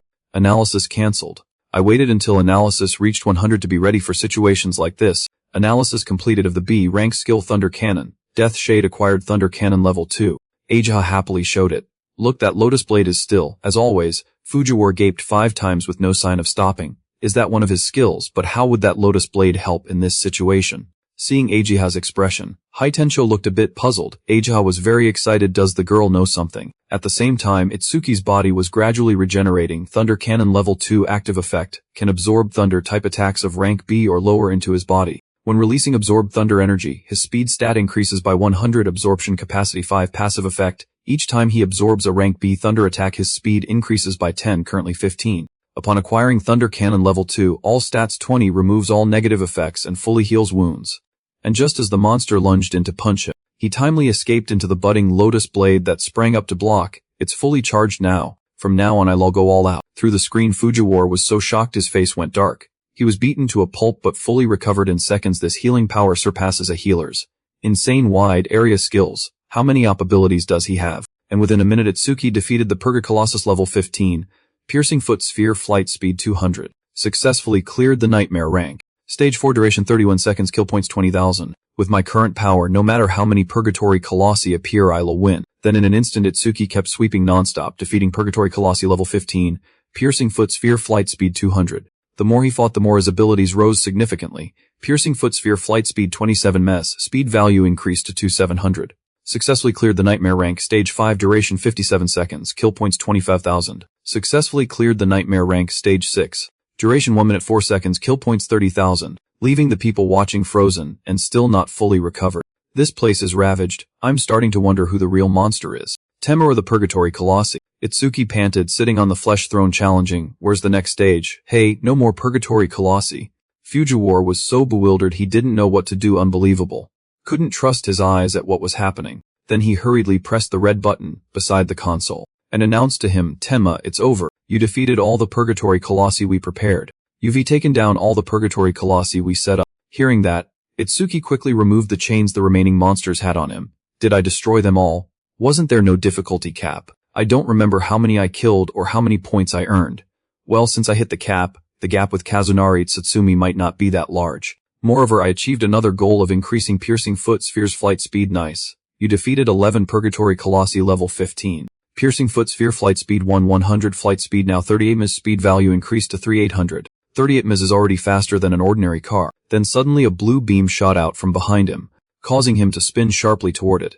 Then he calmly sighed in relief. I thought there was another one, right? I totally forgot. Because I can't level up. The experience from the slain spirit beasts here will turn into karma stones. Seeing what dropped, Fujiwara went pale. It was a karma stone. Why did it appear in the assessment area? If it's blue, it contains at least 10,000 XP. Izumi beside him explained, Itsuki, Tenma can't absorb experience, so any experience drops turn into karma stones like that. Haitensho had assumed the fixed level meant he was hiding his stats. But it turned out he truly couldn't level up. Fujiwara realized that if Itsuki formed a team and entered a substage, a teammate could absorb all the experience. Thankfully the kid is human. If he were a spirit beast, I can't imagine it. After the crystal appeared, Itsuki took a little of it. Then he placed his hand on the gate. I've done what I needed to do, let's go out. After the chamber door opened, Fujiwara and everyone else all turned their eyes that way. He's out. Itsuki, Tenma completed preliminary round 2, points earned 106,600, duration 3 minutes 55 seconds, rank 1. Fujiwara quickly introduced himself. Itsuki, I've watched your performance. You have potential. Want to join me? I can recommend a fitting mentor. He politely declined, thanks for the offer. But I already have a master. Fujiwara persisted stubbornly. Why does having a master matter? No ordinary person can guide a talent like you. Come with me, I have connections and resources. Then Haitensho appeared, smirking. We've said it's unnecessary. Forcing it will make people dislike you. You're annoyed. Do you think I'll give up easily? You should persuade him. Will you let someone ruin Itsuki's talent? Seeing Haitensho's face, Itsuki suddenly realized. At that time you dealt with Kinoshida's subordinates. He raised a hand and waved it off. Don't worry, I only handled rule breakers. Then turned back to Fujiwara to continue speaking. He's Azumi's disciple, so there's no point persuading him further, which left Fujiwara stunned. What did you say? Whose disciple? While they were still talking, Itsuki bowed politely and said, thank you, sir. Fujiwara kept asking, Itsuki, Tenma is Azumi's disciple. Then Izumi appeared and answered, yes, that's right. Fujiwara, disappointed, had to give up, so the sudden monster was Izumi's disciple. When he saw him, Itsuki called out, Master. Izumi cheerfully approached. Well done. I watched your performance closely. Are you hurt? If so, I'll have Aja heal you. Aja blushed. You planned to try stage 7 too, better not bring injuries back here. Itsuki rubbed his head and replied, not hurt, just low on stamina, a bit of rest will fix it. Seeing his target was out of reach, Fujiwara understood. If he's Izumi's disciple, that makes sense. Another of Izumi's disciples also cleared all the spirit beasts we prepared. Itsuki was surprised. Kazunari Tsutsumi reached stage 6 too. Izumi shook his head. No, stage 4 was the highest then, so we later raised it to 6. If that's still insufficient, we'll have to raise it to 8. Izumi led Itsuki to rest, sit and watch. Round 2 is just beginning for the other candidates now. Right now Rimuru is at difficulty Nan.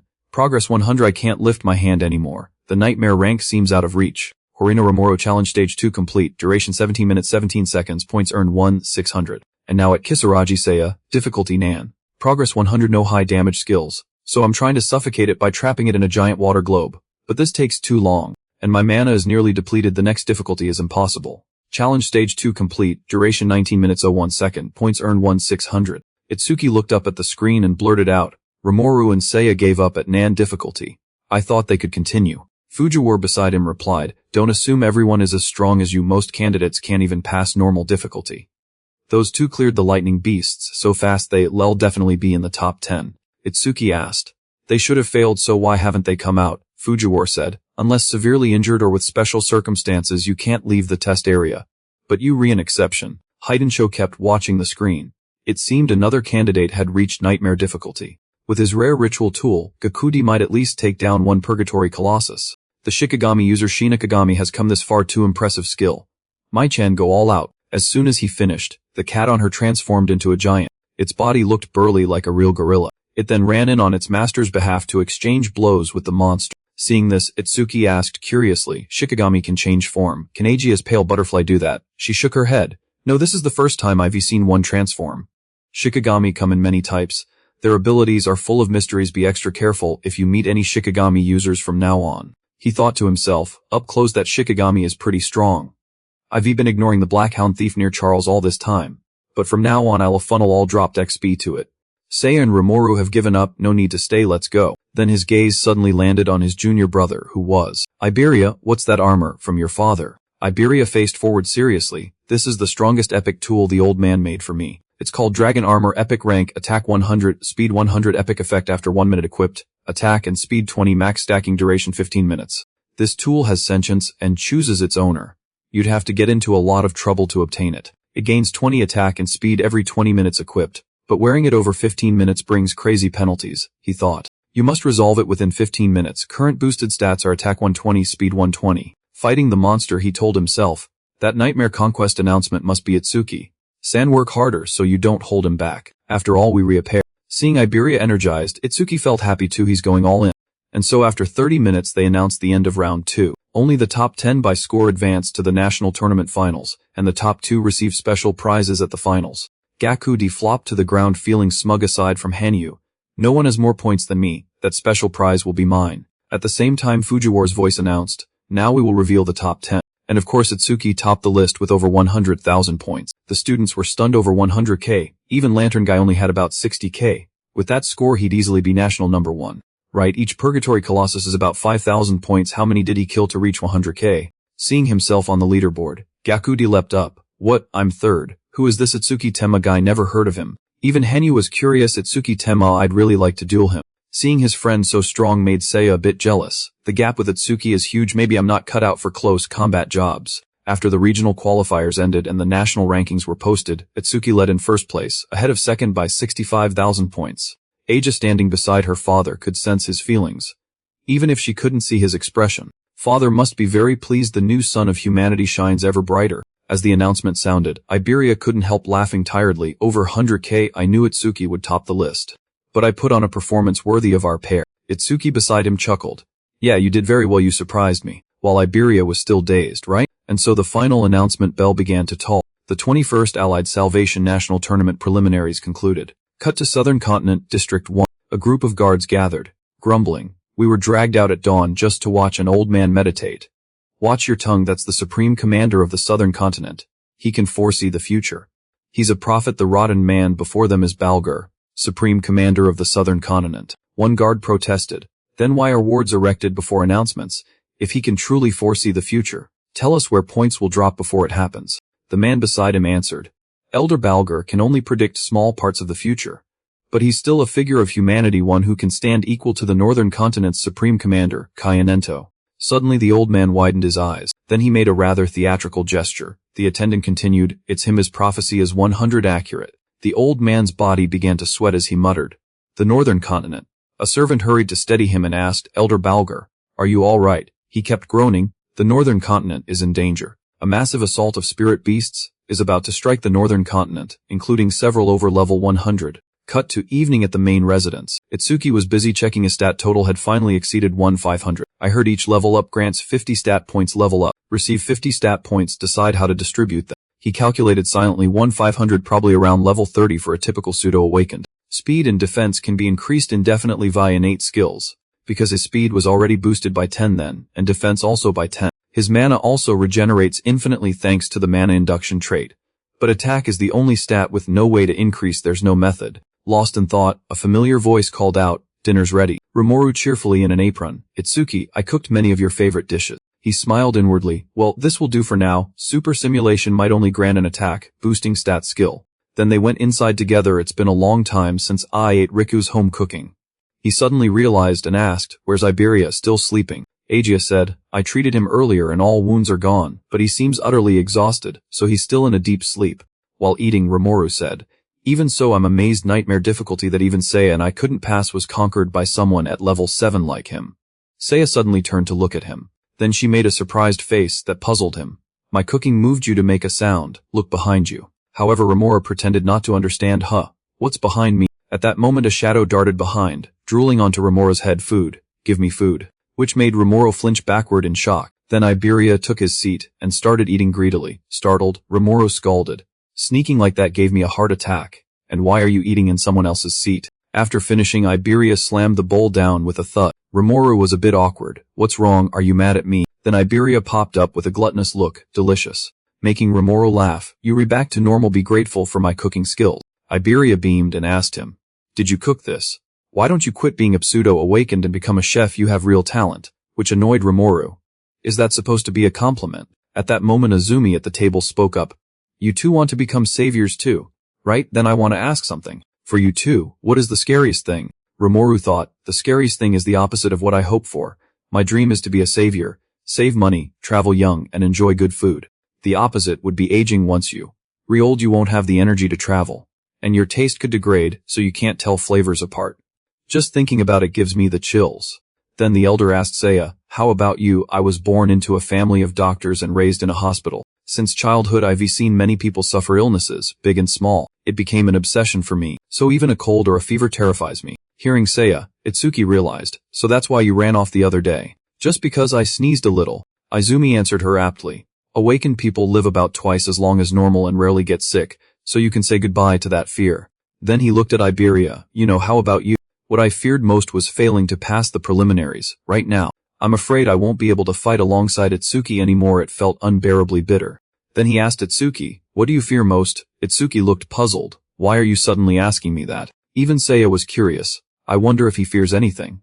Iberia kept pestering. Say it, surely you aren't fearless. I can't imagine what Itsuki could be afraid of. So Itsuki had to speak. After my parents died I really worried about how I would continue living. Helplessness, anger, hunger, sadness. My body was consumed by those negative emotions until Seiya and Rimuru appeared and said, hey, why are you sitting here crying alone?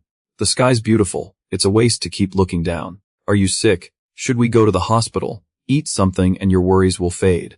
Gradually the warmth I received from them pulled me out of that negative world. After that I met my master Aja and Iberia too, like gaining additional teammates, or like the family I used to have. Saying this he chuckled with satisfaction. This sense of security I hadn't felt it in a long time. Sometimes I wish this moment could last forever. More than anything, I've always feared living alone. Listening to Itsuki's story, Aja's mood softened. Tenma's current atmosphere was calm and peaceful, completely different from the previous hair-raising feeling. Suddenly Iberia lunged and hugged him. Itsuki, I will never leave you, which left Itsuki stunned. No, that's not what I meant. Then Izumi revealed the truth. We asked to confirm that when you two become saviors and face real danger, you won't regret choosing this path for a savior. Regret is the one thing you must never allow. Remember this, a death without regret is every savior's goal. Hearing this, they all stood and echoed, yes, I will engrave it in my heart. Satisfied with their answer, he told them to finish eating quickly and rest. Kisaragi and Harino must return to Northern Sector 6 tomorrow. After a while Iberia reluctantly left. Tomorrow morning, treat me to your home cooking again, Rimuru cheerfully replied. Sure, leave it to me, just don't cause trouble for Tenma. See you at the national tournament. After saying that, Iberia burst into tears, leaving Itsuki stunned a second time. Since when were you and Rimuru so close? Then he returned with Iberia and his master. As they prepared to leave, Itsuki suddenly remembered. Oh right. I wanted to ask Seiya, maybe I can ask during the official tournament. While lost in thought, he noticed Ajaha sneaking up. She looked in such a hurry. Izumi asked, puzzled. What's wrong? She panted and reported, there's a top secret report from the southern continent. What report? This top secret info has very high clearance. It can only be revealed to saviors above level 50 and continental commanders. It's okay, go ahead, he believes telling you to is fine, continue. So she said, a new prophecy by Southern Continent Commander Elder Balgar warns that a large-scale assault of calamity spirit beasts will hit the northern continent within 3 days. Hearing this, Tsuki was curious. Elder Balgar, can his prophecy be trusted? Iberia immediately recognized the name. Elder Balgar is the most renowned prophet across the 5 continents. His prophecies are almost certain futures. Aja added, Father, you must leave the northern continent quickly. Izumi doubted. There must be a reason the calamity beasts would launch such a large attack. Very likely their target this time is you, the northern continent's supreme commander. Meaning that if I stay, I'll be an excellent decoy. Aja panicked. Father wasn't a combat specialist. If he's a target, there's no reason to stay and risk it. Evacuate to the central continent for now. Itsuki quickly urged agreement. I side with Aja. If you need manpower, I will stay and fight. But he flatly refused. IV decided, no more discussion. Tenma, I need you for another task. He declined. What about protecting Master? Nothing is more important than that. However, the commander ignored their objections. Iberia's father, Aiden, is the finest tempering master across the 5 continents. If anything happens to him, it would be terrible. I want you and Iberia to protect Aiden, and I'll dispatch Awakens from here to support you. Iberia was surprised they'd mobilize special forces just for his old man, while Itsuki realized his master was trying to get him away from the battlefield. Then he added, Ajaha, I also have 3 requests for you. First, notify the residents of the northern continent about the upcoming attack and order Awakenings below level 50 to evacuate civilians to safety. Next, inform all Awakens on the northern continent above level 50, and instruct them to be ready to respond to the calamity spirit beasts at any moment.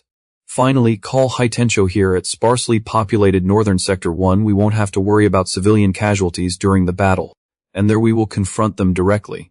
After a while, Aja reported, Father, I've arranged everything as you ordered. Haitencho should arrive soon. He's sitting now with a grave tone.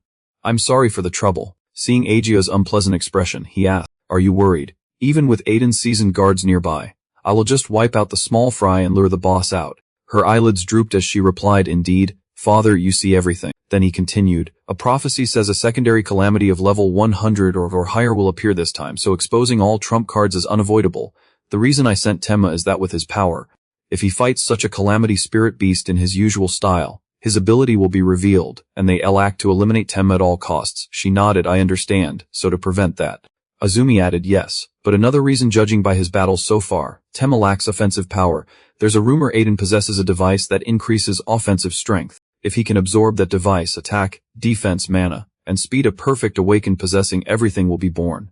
And then day 1 of the prophecy, 8 p.m. In each district of the northern continent, the curtain rose on the attack as stone pillars fell like rain. Now in northern sector 2, Iberia and Itsuki were rushing to carry out the master's orders. It's 8 p.m. How far to your house? About 100 Kiev more.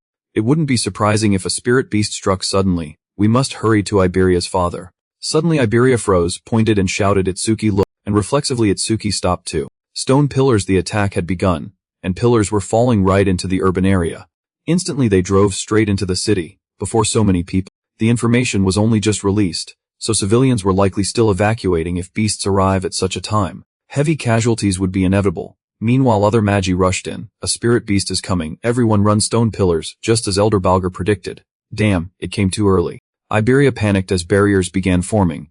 Itsuki was deep in thought. If we abandon the civilians, many will die, but if we help, we'll hinder the mission. Iberia must be exhausted from the long trip, yet he didn't ask to rest even once. He's clearly worried about his father. If I suggest saving civilians, he'd refuse. Then he suddenly volunteered, Itsuki, go help. The beasts inside the barrier are at least level 20. Without high-level awakens, many will die. Hearing that, Itsuki didn't think twice and agreed, got it, change of plans, we'll clear the beasts inside the city first. At the same time, monsters were pouring out inside the city. Each looked like a Terraflame shell. Errors level 21. The Magi struggled 3 level 15s and 116. It'll be tough, but against a level 20 spirit beast we still have a chance. Then that civilian used a C rank skill Stone Barrier and warned everyone, don't break formation, I'll block its attack. Everyone sought openings and counterattack, but before they could do anything the shield bearer was struck by the monster and sent flying into a nearby wall. He coughed up a mouthful of hot blood. Impossible. This shook the Magi around them. The one with the highest defense among us was killed instantly. So we definitely have no chance. What should we do? Then the others bolted. What do you mean what to do? Run. Fighting that thing is suicide. He couldn't stop them. Hey. Watch out. But he stubbornly ran wildly. Watch out, you guys should look after yourselves. Suddenly the monster noticed him and gave chase, causing him to panic and blurt out, please, please, I'll do anything, don't kill me. C rank skill, water cannon. The mage was a little frightened. When did that thing get behind me? That's why I spat out those pathetic words. But it's over now. I'm a water elementalist. The natural enemy of fire, attributed calamity beasts. Seeing the monster stunned, the other Magi regained their composure. He's actually succeeded. I'll finish it to be safe. However, he arrogantly posed and stepped forward. Don't interfere. I'll defeat the beast alone. I must be the one to finish it. Then suddenly the monster recovered, roaring fiercely. It's revived. Kill it quickly. But it was too late. What's that giant fire? We redoomed. Just as death loomed, Itsuki appeared and intercepted in time. Iberia took the chance to boast about their team. Leave this place to the two of us. At this Itsuki told him, Iberia, don't worry, I'll handle this one. You evacuate the people. Iberia giggled in reply. Roger. Seeing his power, the Magi were dazzled, blocking a giant flame so easily. Are you two saviors? Iberia answered for him. We were not saviors yet, but one day I'll become stronger than Taiwajan. Leaving them stunned. Stronger than Taiwajan? What arrogant talk from a kid. Then Iberia resorted to insults on the spot. What the hell are you doing letting a kid save you? But the arrogant mage kept boasting, no help needed. I plan to take it down myself. Upon hearing Iberia's words, he gaped. No savior, a mediocre awakened can face that beast. The ice armor surrounding his body is a device. Suddenly Itsuki remembered his master's warning before they left. The black orb you unleash is incredibly powerful but takes time to cast. And compared to truly strong calamity beasts, its projectile speed isn't fast. If you miss the first strike, they'll all become alert and it'll be harder to hit. So try to avoid using that move in future battles. Keep it as a trump card for truly critical moments. Listen carefully. Only use the black orb. When you're confident, you can finish the foe. He reluctantly followed. I can't use the orb in front of a crowd. Seeing Itsuki before them, everyone's eyes fixed on him. Is the rescuer an awakened? His armor looks so nice. Must be a high-level awakened. After a moment's thought, Itsuki decided, if so, I'll have to defeat it by force. He then punched the monster, sending it flying, and activated Thunderquake 3, which chased after it. Then he delivered a kick that drove its face into the ground. It lay motionless, unmoving. Itsuki rushed in and struck his foot straight into its stomach, tearing a large hole through the area. The nearby civilians felt a glimmer of hope. The beast was being driven back completely. Wasn't it supposed to be very strong? I saw that awakened's face. He looked at most 18. The beast must have been severely wounded beforehand. At the same time, the other mage couldn't believe his eyes. Are you kidding me? A level 21 flame shell can't even fight back. What kind of freak is this boy? After the smoke cleared, Itsuki's body was gone. He wondered, where did that boy go? Right after defeating the beast, he vanished off somewhere with that blonde youth. Despite others acknowledging his skill, that arrogant mage always wanted to belittle people this level. Though managing that feat was because I had eroded the flame shell's vitality to the limit. Regardless of his words, they still trusted their rescuer. Even I, a level 15, couldn't visually track that speed nor had the strength to knock the flame shell away barehanded. That level Zar could be compared to a level 30. Meanwhile, Itsuki ran, thinking that even against a beast of that level an instant kill should be impossible. This is wrong. I must find a way to increase my attack power at all costs. Day 1 of the prophecy, 10:30 p.m. Iberia trailed behind, panting nonstop. Astonishingly, Itsuki-san, your speed just now was too fast for my eyes to follow. You ran and answered at the same time. But no matter how fast, without strength it's meaningless. Suddenly Iberia, exhausted, staggered and panted. I never really thought of it that way. If you want to boost your attack power, there's a great way. Make Itsuki curious. A neat trick. Iberia said excitedly that my old man's storage is full of items that boost attack power. Itsuki-san is strong and a disciple of Azumi Nento, so he'd gladly give you one. He grinned reverently at the thought. Just imagine Itsuki-san equipping such an item. He. The thought gave Itsuki the creeps. What a creepy laugh. What the hell are you imagining? The more he thought about it, the more Iberia's excitement grew. Come on. Once we get home, I'll ask my father to prepare something perfect for you. Looking at him, Itsuki mused that he'd thought he'd already slowed on the way here, yet with Iberia's agility, keeping up was probably his limit. Then he decided to carry Iberia, confusing him. Itsuki-san, what are you doing? He said that if you retire, don't strain yourself at this rate. Even if you meet a cursed beast, you won't be able to fight properly. After saying that, Itsuki dashed off while Iberia was still stunned. I'm not mentally prepared for this. Then he shouted for help. Yuri too fast, but Itsuki ignored him. Delays are over, endure it. And so day 1 of the prophecy 11:05 p.m. finally arrived. Iberia got off Itsuki and sighed. I thought my arms were going to fall off. He suddenly wondered why his old man lived deep in the woods. Wouldn't the town be safer? Iberia explained his father said the town is too noisy to concentrate on crafting. Then he added, don't be fooled by this shabby cabin. The defenses here are no joke. My father set dozens of traps. Hearing that, he vaguely understood and quickly used detection to sense faint mana fluctuations. Meanwhile Iberia, confident as the owner's son, said it's fine, follow me and you won't trigger any traps, stay close. Itsuki only thought to himself that even without relying on him he could avoid them by sensing mana. After only a few steps Itsuki had to warn, hey, right there, while Iberia was still smug, hehe, finally I'm leading. Then unexpectedly the switch in the dry leaves was accidentally stepped on by him in the gentlest way. Iberia froze in shock. Damn, I was so careless, I forgot there's a trap here. He was speechless. Is this really your house? Iberia panicked and wouldn't move his foot. Oh no, this trap is the worst. Even Itsuki sensed it. As he said, the mana fluctuations were intensifying, and within seconds a giant humanoid iron contraption appeared. Epic attack 500, speed 300, defense 500, mana 200. Itsuki was stunned and surprised. Do they even have humanoid items? The monster swung a fist fiercely toward Iberia. Itsuki rushed in just in time to block one blow for him. He used his hands to stop its 1,000-ton punch. But as soon as he touched it he had to step back. Even an item with attack power higher than his, since this is a guardian item for Iberia's father, he couldn't just use a piercing kick to destroy it. How troublesome. Then he turned to ask Iberia, Iberia, is there a way to stop it? Iberia quickly replied, aim for the item's stone on its chest. That's its power source. If you destroy that, it won't be able to move. Then Itsuki activated Heaven's Thunder 3. Once you know the weak point it's easy. Though weaker in strength, my speed is higher. Just as the iron lump nearly smashed him to paste, Itsuki quickly leaped elsewhere. Then he played cat and mouse with his opponent, aiming to make its attacks scatter chaotically. Meanwhile Itsuki would reach for its core, then seize the stone and pull it out, rendering it stunned and ineffective. He asked softly, that's enough, right when suddenly a huge shadow appeared behind him, blade aimed at him, causing Iberia to fail to stop it. Stop, Jisuke-san. Seeing his sore expression, Itsuki spun around. Who did he come from? Before he could be cleaved in two, the man withdrew his sword. Then he said, Iberia, I thought some bandit had wandered in. This is Bokudo Jasuke. Meanwhile Itsuki was stunned, wondering why he hadn't sensed any mana fluctuation from him before the attack. Curious, he asked Iberia, who is that? Suddenly Itsuki realized the thing in his hand retracted on its own. His sword had vanished. At the same time Iberia excitedly said, this is my friend Tema Itsuki. He's level 0, but incredibly strong. We're a duo. Our team name is. Before he finished, Itsuki interrupted. More importantly, where's your father? He suddenly remembered and asked.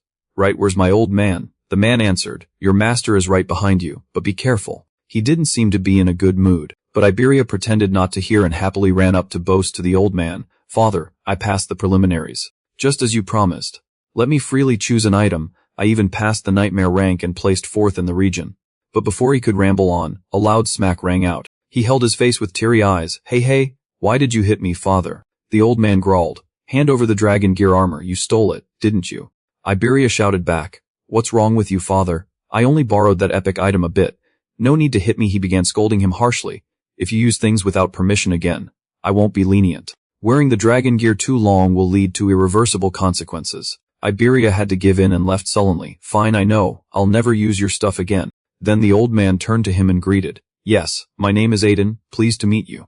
Then he spoke plainly. Because of a prophecy about a large-scale beast attack on the northern continent, my master ordered me to escort Aiden. San, he replied.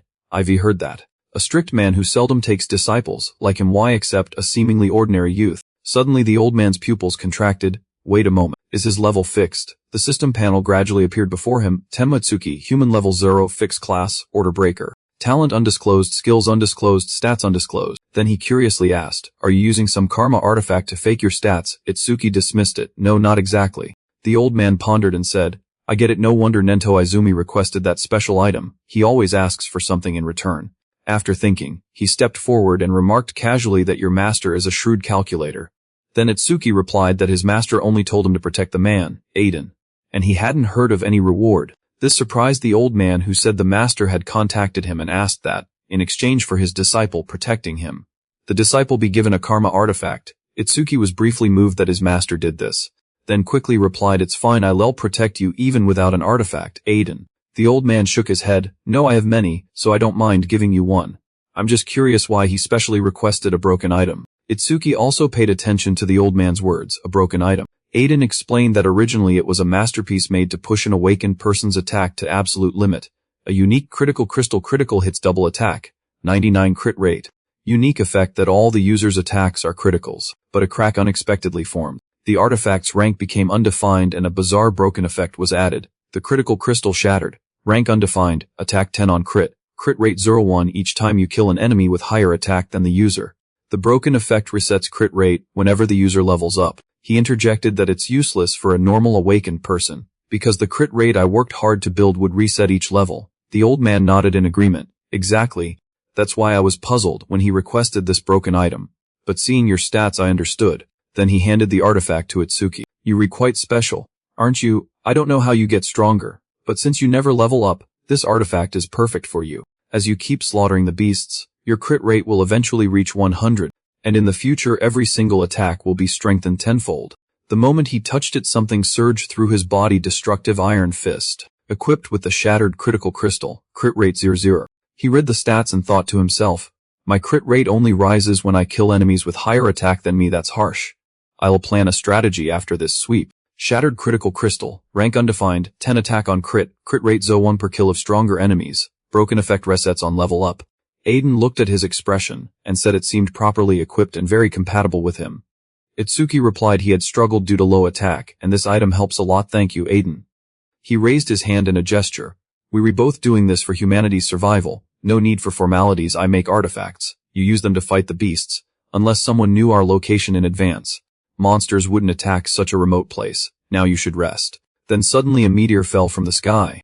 It then landed straight toward the forest where they stood. Its heat began to spread across the area in an instant. Hearing the commotion, Iberia flung the door open from inside. "What is that? What happened?" His mouth stammered nonstop. "A barrier. Why is there a blue barrier here?" Even Aiden was puzzled. "Only the supreme commanders of the 5 continents know our location. Is it coincidence that a stone tablet fell here? Or..."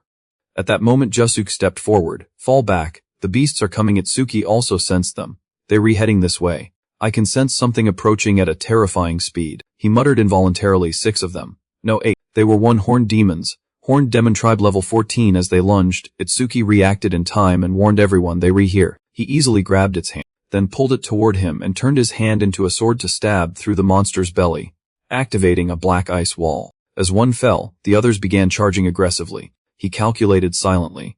"At this level the number doesn't matter. I can finish them instantly with a critical blossom barrage. Jusuk can withstand the aftershock of the critical blossom. But Aiden and Iberia are hiding in the storeroom right behind me. If I recklessly use the critical blossom, they could be caught in the blast, killing the monsters." He thought to himself that he might truly be better suited to solo play. After Wave 1 ended, Wave 2 quickly appeared. Another mana surge, and this one is much stronger than the previous ones. 2 horned guardian beasts, 80-15 horned demon tribe level 24. They looked bigger and more terrifying. Cut to a mysterious place where the rulers of the monsters issue orders to their subordinates. He sat on a massive throne. We've teleported the vanguard, including low-level slaves, to the human world. Which of the 8 great demon kings should lead the main force? He spoke. "I detected the presence of someone important thanks to the eye I left when I last descended to the human world. Capture them alive." His respectful subordinate was one of the 8 great demon kings, Emiraku, and upon hearing the order he replied, "Shouldn't we also assign this to one of the 8 great demon kings?" The throne answered slowly, "A demon king level being might accidentally destroy the eye I left, so I'll assign this to a demon general." The subordinate bowed and obeyed. The leader continued, "Additionally, I will give full command of the main force to Inshokuma, the flame-eating demon. One of the 8 great demon kings, Inshokuma, hasn't eaten living humans in a long time. I'm sure he's starving." Back at Itsuki's side, Iberia's panicked scream rang from inside the house and caught his attention. Iberia's voice did a beast rush into the room, but before he could run to protect them, a 2-horned guardian beast 80-15 horned demon tribe level 24 slammed into him. Itsuki thought with effort that at this point he had no choice but to use it. He then slowly lured his prey closer while retreating inside. Its attack power was certainly higher than his, so if he killed it he could raise his crit rate. Shattered critical crystal unknown rank. Attack 10 on crit. Crit rate 0-1 each time you kill an enemy with higher attack than the user. Broken effect, crit rate resets whenever the user levels up, and with one shot a sphere pierced its head from below in an instant. Crit rate 1. It actually increased. Just as I thought. Shattered critical crystal, crit rate 1. Then he shouted to the other man, Jusuk. I'll go eliminate the beast that rushed into the room. This place is yours. The man replied wholeheartedly, leave it to me. Saying that, Itsuki swiftly ran to the wooden house on the other side. Meanwhile Iberia was being mauled and thrown face first into a wall. Siri kept spewing from his mouth. He panted thinking he was useless without the dragon armor. He couldn't win. If that's the case, then Iberia wailed and shouted for Itsuki, save me. Unexpectedly Aiden appeared and struck the monster's head with his hammer, leaving it dazed. Iberia was bewildered. My old man is a non-combat class, yet he's not afraid of the beast at all. The old man snorted, you re-stubborn. After that hit to the head the monster took notice of him. It lunged with its sharp claws at him. But he wasn't worried and said, I'll leave the rest to you Tenma. Suddenly Itsuki appeared from outside. He grabbed the monster's mangled hand and used the activated black ice wall, then pierced its chest through in an instant. Afterwards he bowed to Aiden, sorry I'm late, it took time to deal with the guards. Aiden asked, how's the situation outside? He thought to himself that he no longer sensed any mana fluctuations outside. Then told Aiden confidently that Jusuk had probably cleared all the beasts. When they went outside Iberia exclaimed in shock, did Jusuk really do all of that by himself? Jusuk warned not to be complacent. If we don't deal with that barrier, beasts will keep spawning from it endlessly and will only grow stronger over time. I plan to destroy the barrier and kill as many beasts as possible and wrote, but if any slip past me, you'll have to handle them. Before he could finish speaking Itsuki flared up. No, I'll slaughter every beast inside the barrier. Jusuk, stay here and protect Aiden and Iberia. Aiden was astonished. Those eyes showed no fear. Instead he was filled with a burning desire to fight. The old man then resignedly said we'd entrust the barrier's destruction to Tenma. Jusuk kept asking, if it's a green barrier, the beasts inside will be at least level 250. Are you sure you can handle this? Itsuki replied in a firm tone, I'm sure. Then he immediately dashed off to find that green barrier. Itsuki's eyes lit up. Finally I can fight to my heart's content. Simultaneously Iberia eagerly demanded to follow. If Itsuki goes, I must go too. Okay Jusuk, watch my old man. But Aiden forbade it, not you. Iberia began whining. Why, we're a team. The old man bluntly replied, stop the team. Roleplay, it's pathetic. You and Tenma live in two completely different worlds. Iberia argued, we've traveled this road together until now. What different worlds? The old man suddenly shouted. A team is to support each other and cover weaknesses. But you don't support him. You're a complete burden at this rate. You'll get Tenma killed, which stunned Iberia. And of course I'm not just talking about you. Tenma is special. No one of his generation can share the same stage with him. Have you ever seen his eyes facing the beasts? They're the eyes of someone drowned in hatred. Cutting back to Itsuki, he sped up, detected 5 enemies while searching for mana, recovered 50 of his mana. 5 beasts. They must have just come out of the barrier, so my mana's full again. When he spotted a few monsters blocking the way, he quickly ran while clearing the way. Get out of my path. Critical Blossom Barrage activated, taking down 5 enemies with the barrage. All skill range 5, current 1106, crit rate 1, Shattered Critical Crystal, crit rate 2. That 2 Horned Guardian's defense was too high, cost 80 mana just to kill it with the barrage. But I won't let any of them reach Iberia and the others. As the explosion erupted, Iberia instinctively looked over. Then Jusuk began protecting the father and son. Where did that explosion come from? It's Itsuki's skill. He must have encountered beasts in the forest. An explosion of that scale isn't something a level Zelzar could trigger. Could Tenma's inability to level be due to a negative effect from his talent? At the same time Itsuki finally found it. So this is a green barrier. These beasts seem on a whole different level from those I've faced before. Mana detection activated, but useless. My detection can be blocked.